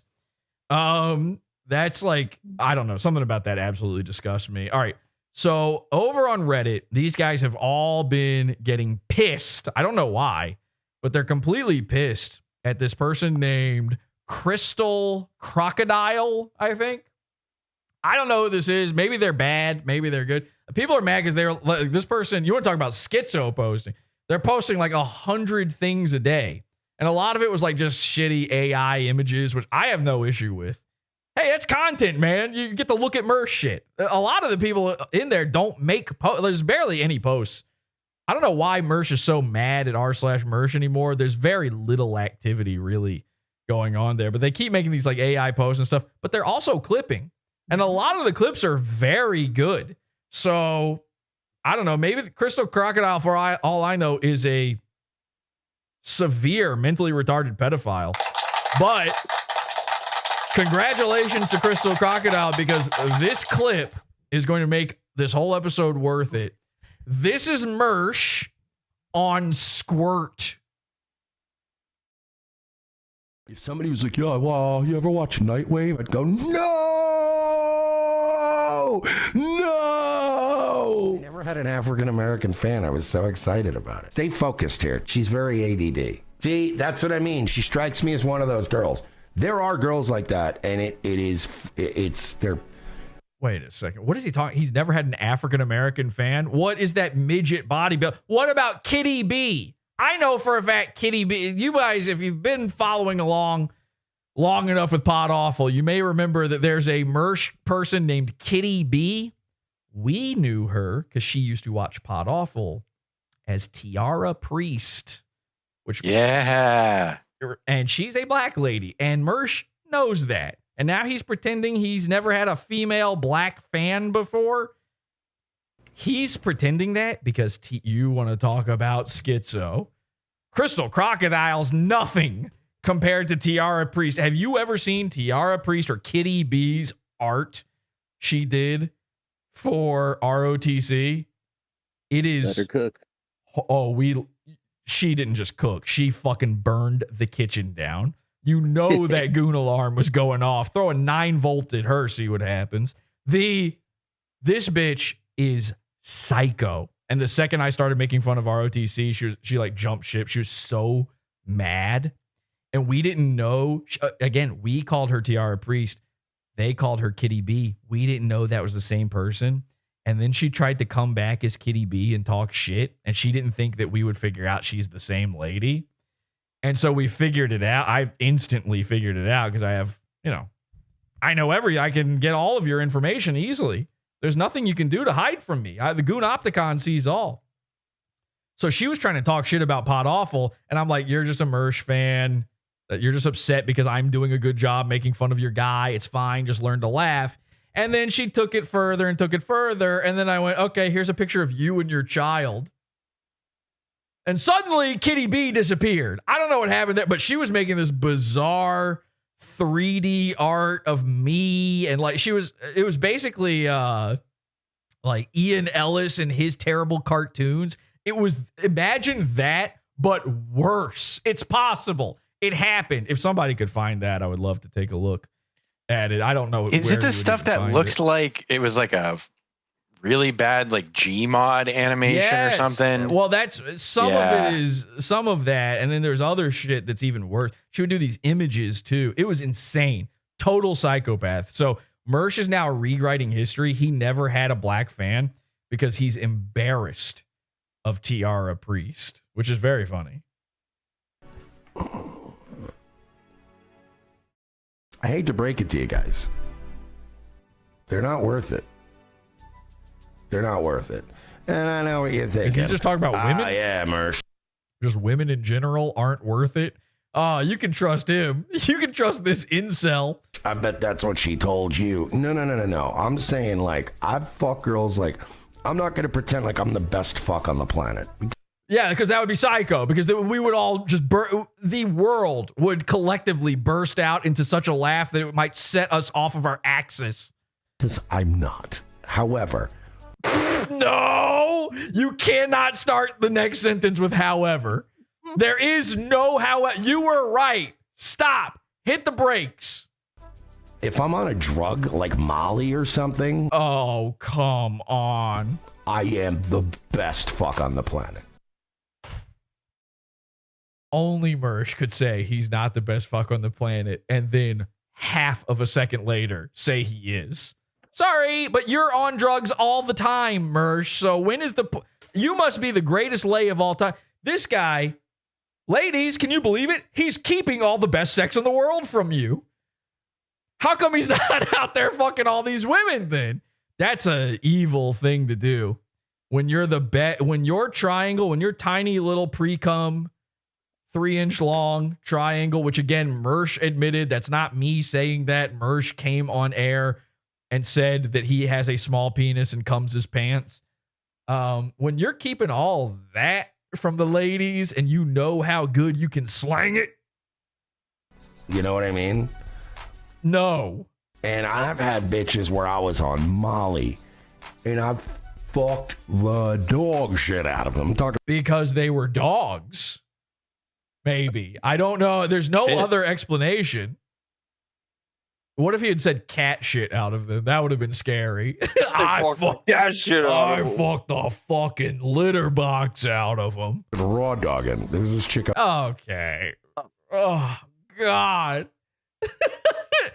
So I'm getting that hot spit in my mouth right before you puke. I was dating for a while. I had Okay, you ready? Fake story time. Sit down, kids. Everybody take a knee. It's Uncle Mersh's fake story. Raw dog. She was a fucking model hot. Like what, like a model train? What kind of model are you talking? No, she's not. You've never even seen model hot. Like, that's the nice thing about Mersh. He's got permanent beer goggles on. Even if you give me AIDS, it's fine at this Okay. point. You're living proof that the AIDS virus doesn't exist. And I mean, I've had everything from women that squirt after fucking 30 seconds to. You know he's trying desperately not to say squirsh.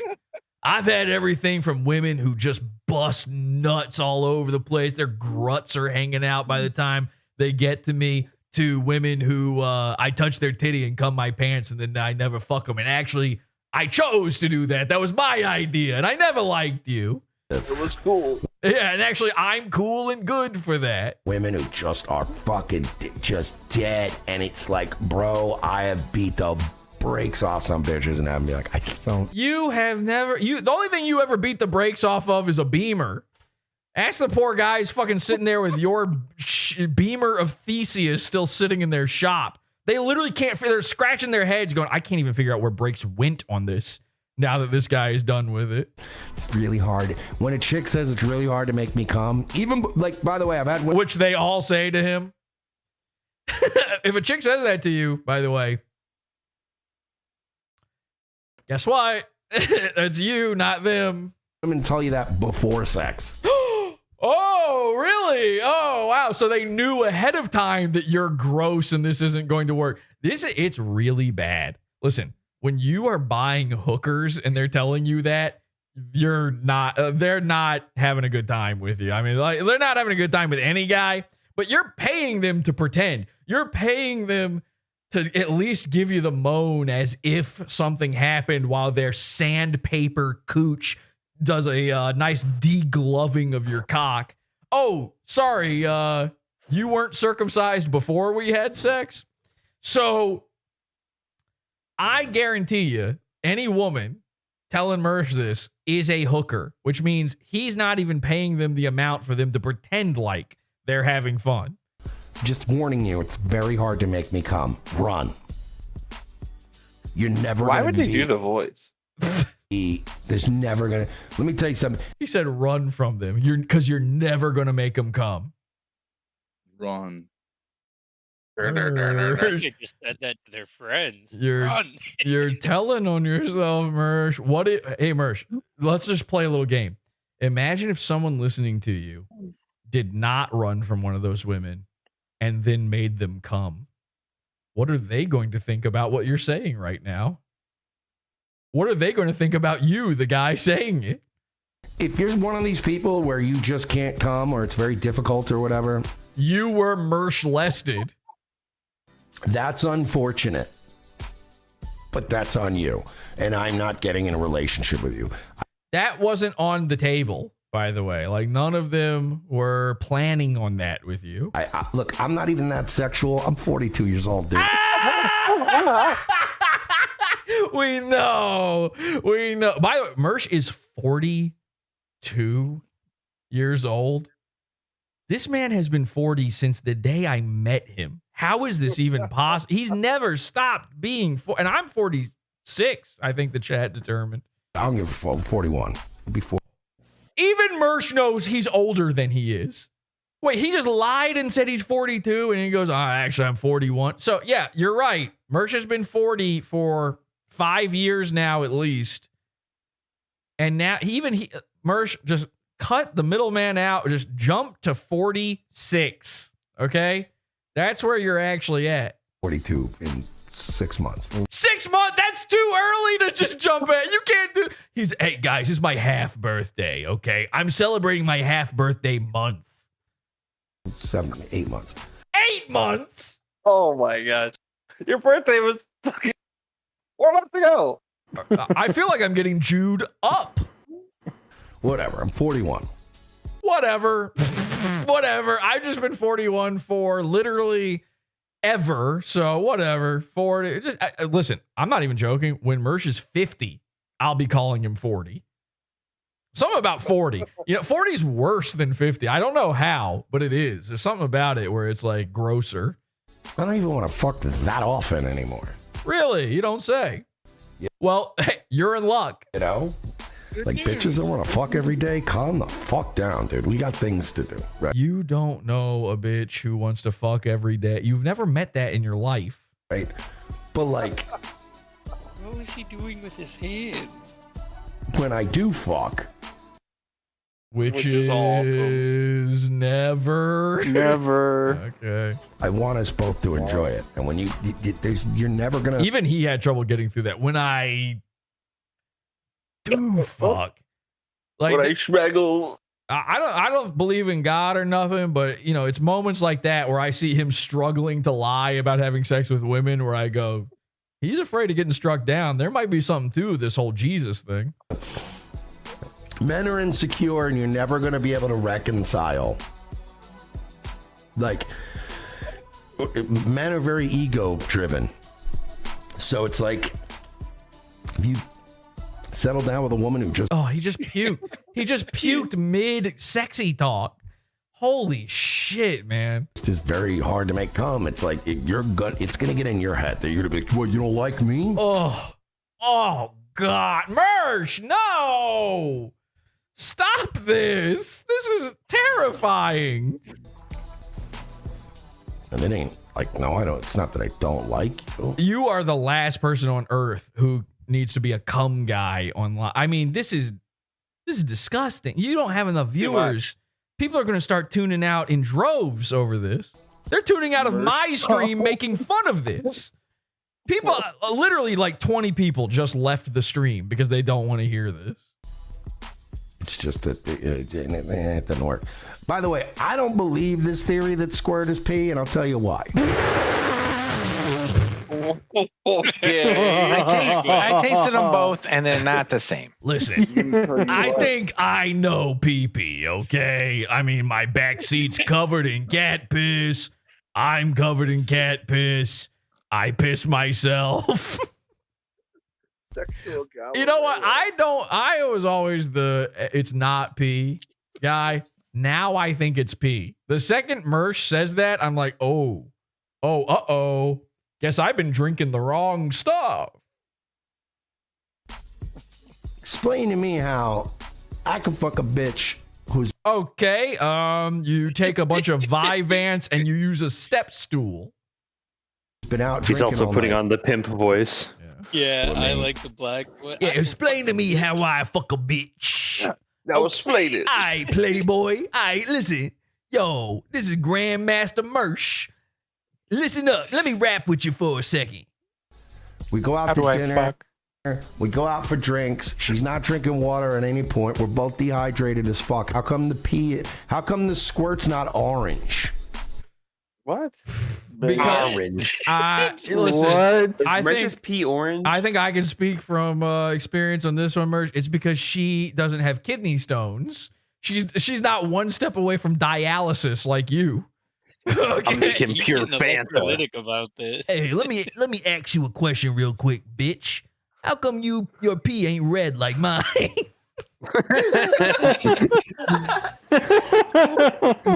do I explain it?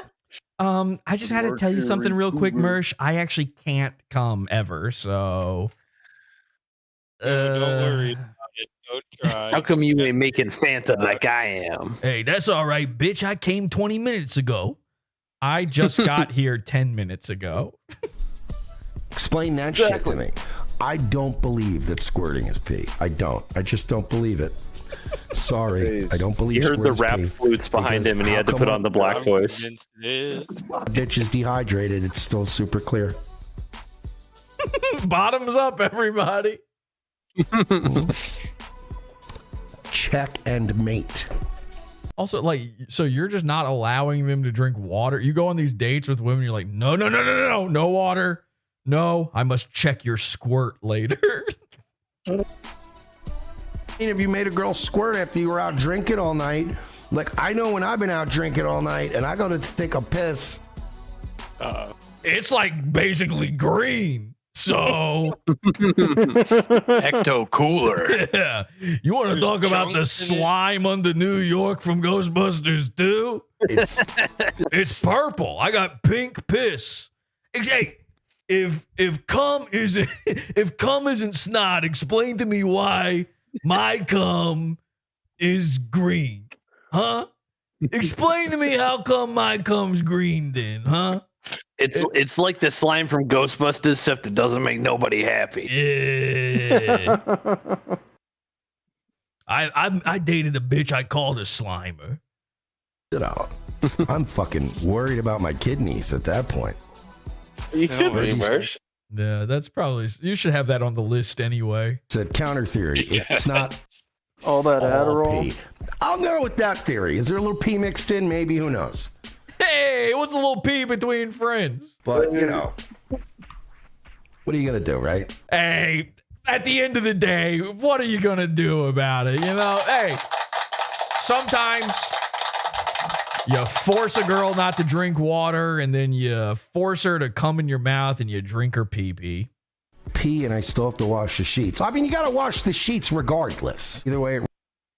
Yeah, but beforehand, Mersh, I don't believe you're doing that. Ruins my sheets. Well, then you that's gotta why wash the sheets here regardless. Get the fucking mattress cover. I don't think the mattress. Wait, hang on a second. Hang on. Roll that back. Hang on. Wash the sheets regardless. Either way, it ruins my sheets. Well, then that's why you get the fucking mattress cover. Look. This man thinks he's entering the matrix right now. So you're saying squirt is pee? No, Neo. I'm saying when you're ready, you won't have to pee. Look, I know that people try to sell you a lot of shit, and sometimes you just feel like this guy's grifting me. Oh, really? Please. What was your first clue? The grid? Please heed my advice. Heed his advice. I sold. Whoa, bit of a slip of the tongue there. Hang on. My advice. I sold. Yeah. Furniture and electronics for like 3 years of my life. Yeah, I believe the stole one. Yeah. I sold that couch. I sold it. It was off the back of a truck, but I sold it. You sold it for 3 years. All 3 years, he was 40 years old. Than that, because I worked at Bob Stevens and in Furniture Fair, so probably more like 5 years. The lie just keeps expanding. Actually, I did it inside the matrix. I know the furniture business. I know the appliance business in it. I know the Animatrix. I know Morpheus. I know Trinity. I know Switch and APOC too. Now, I know the electronics business in and out. I was there when Mouse died. God rest his soul. All the extended protection plans, the nick and scratch plans, all that shit, they're all bullshit. They'll find ways not to pay you out. Really? Wait, what? I've been getting warranties. Insider knowledge. I've bought warranties on all of my furnitures. Wow. That's a good tip, Mersh. I never thought about that. So you're saying they don't want to give you money because you fuck up your thing 5 years later. Huh, interesting.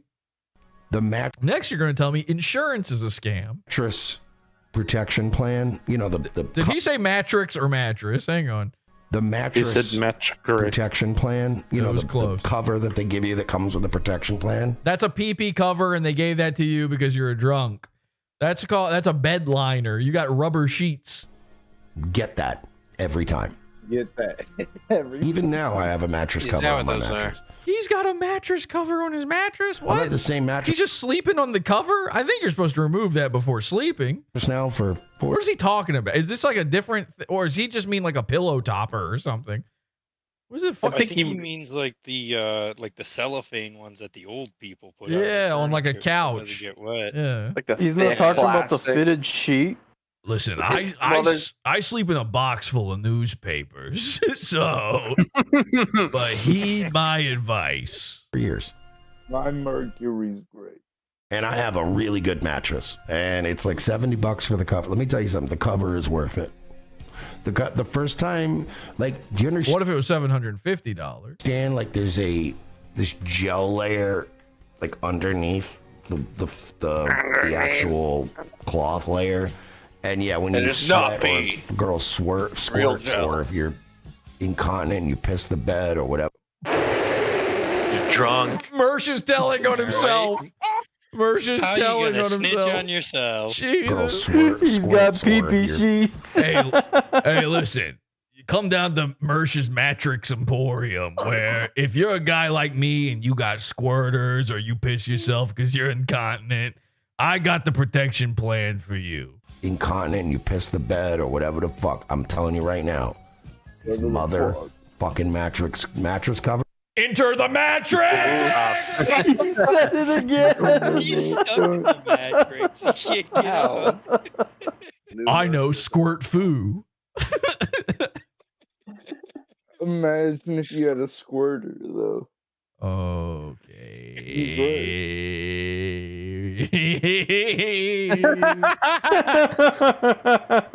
Muted. Yikes. Where's the good ones are worth every fucking penny. I've had times where I was like he's like the Andrew Tate of squirting. He thinks he's being followed around by the Matrix, you know? He's the top P. I'm telling you, that girl didn't even have a bottle of water. She couldn't have squirted pee. It couldn't be pee. She didn't have any bottle of water. The Matrix. That's a Matrix. Imagine if he started streaming with his shirt off. That's a Matrix. They're after you.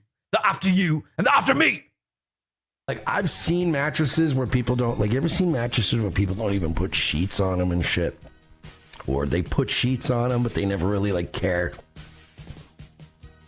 My mattress has one stain on it, and it's...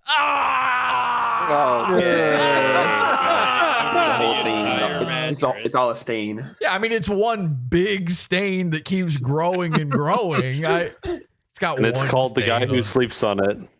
It's a tiny stain, and it came... It came? Okay. Oh, all right. From when they moved my mattress. Yeah, sure it did. Okay. Something got on it. Like some fucking squirt piss jizz, whatever. Something, like there was a drop of something that got on my mattress that just a drop. Was like a reddish color. It wasn't blood. But it was something like, you know, and it just... It was something like blood. It wasn't blood. It was heme. It was hemoglobin. It was just something like blood, you know? Plasma. It's that shit they drink on True Blood. Whatever that is. Whenever they were moving my mattress to the new house, there was a little stain on it. It didn't have that. But let me tell you something, bro. Hey, watch Let this. me tell you something. Watch this. I'm gonna fucking put my blood on this retard's mattress. He's gonna have to deal with it. Hey, don't you gotta do your diabetes testing? Oh yeah. Shit, I'm bleeding. Boink. I have had the flu in Hey, don't you got AIDS? Oh yeah. my bed. I fucked this black chick one time in my old apartment. Oh my god. No, you didn't. One time. I fucked this black chick one time. That's how every one of your stories begins. It wasn't one Yeah, time. I got this weed from a black guy. She was squirting Back like when a I was goddamn- 41. Cool, I have sex, I swear. in my old apartment. She was squirting like a goddamn. It was disgusting, Frank. I agree. Can we stop? Can we stop talking about this? What is Nightwave? What is Nightwave? What is Nightwave? What is it? Why are we talking about this? What is this show about? Welcome to the squirting hour. Help, hello. This is just a psycho 40-year-old drunk man reminiscing about squirt. How is that a show? It got to a point where it was disgusting. Next day, a black squirt. By the way, black squirt is red from the Kool-Aid. Pulled everything off the bed. I went, I fucking took it to the laundromat. Bing, bong, bing. Bring it back. Bing, bong, bing. That poor fucking laundromat. Oh, God. The smells. The Chinese laundry. When the Chinese people are like, oh, you know it's bad. Mattress is spotless. That's actually what they say when you bring stuff in. Bing bong bing. Bing bong bing. No bullshit than a Peking or duck. Yeah, Bing Bong Bing was the name of the laundromat. Number 1 Bing Bong Bing laundromat. Spotless and smellless. Plus, all the dead skin can get through. Oh, and your teeth. my What about the God. dead teeth? What do you do with all the dead teeth, Mersh? Your sheets, but it won't get through the mattress cover. The dead skin flakes in your. No, my. Oh God! I could build a whole second Mersh with it. Just still. My mattress. What the? Did anyone? Is that my head? What just happened? Anyone else see that? Yeah, I saw that. What? What the? What? What is that? What? Is that him? Is that There he is. that art? What the fuck? That looks like Royce in the front. Yeah. What am I? Oh my God. No way. So this must be some fan made thing. That is Royce. That is Mersh. No, that's too skinny to be merged. That is supposed to be Mersh. That skinny guy in the front. He's got aviators on. That's Mersh. I can't tell who those guys in the back are. One of them kind of looks like it's Ethan Ralph's head. But I don't know. I don't know what this is, but that's so embarrassing. Like Mersh. Green cap reverse image search. Aren't you embarrassed, Mersh, at this point when people depict you as the thin one? Isn't like don't you need to apologize to Royce. Every single time that happens, you need to call him up and be like, "Look, man, I'm sorry. I don't know. They saw an old episode or something. Obviously, I'm 4 times your size. I'm so sorry." And then you buy him, you need to chip in on Royce's HGH for that week when this happens. So my mattress still kind of looks like it's a new mattress. I'm telling you, bro, in the future, invest. Yeah, they're saying in chat, that's August Mersh! August Mersh! He did it. Get a brand new mattress box spring. A good one, an expensive one. Yeah, that's August Mersh in Xavier, Renegade Angel. Hey, he's a survivor. They're a dying breed. Get the mattress cover. It's worth every penny. The dead skin flakes in your. No, that's some. Yeah, no, for real. Can I be honest with you? That chick was squirting all over the place, and all I can think of right now is where's the clip? Where is the? Please don't have a clip of this woman squirting. For the love of God. Clip. I don't. Fuck.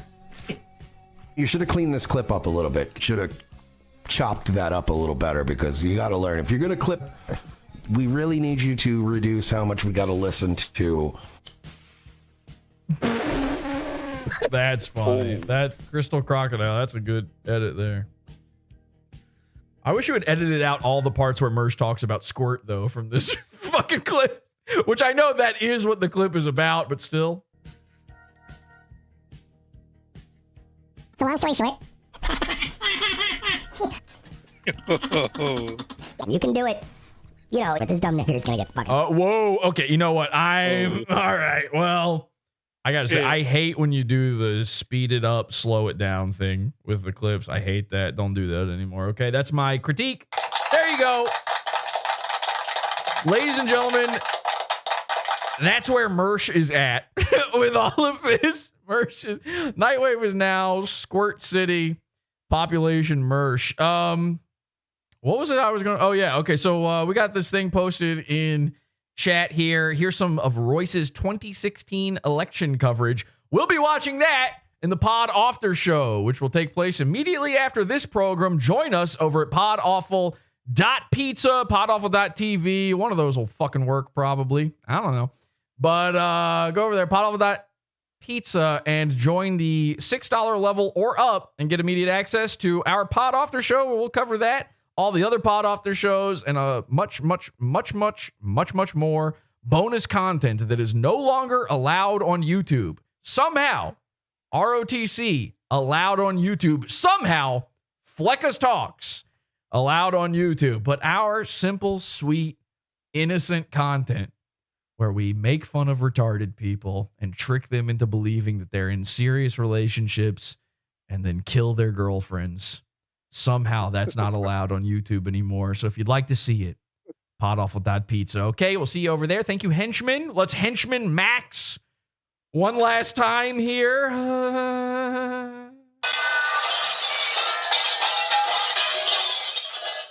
Thank you, Henchman. Bye-bye. Thank you. Thank you. Bye. PodAwful.pizza. We'll be live over there in like a few minutes. It'll take me a few minutes to set up, but you'll see it. Join PodAwful.pizza. Bye. PodAwful 1. Till next time, have an awful day.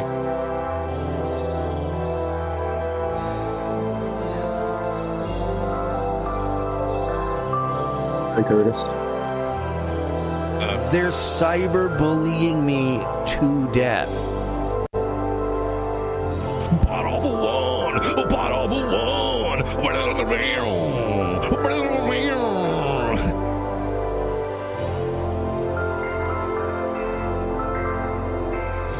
Remember, post Fleccas Talks over at r/Mersh.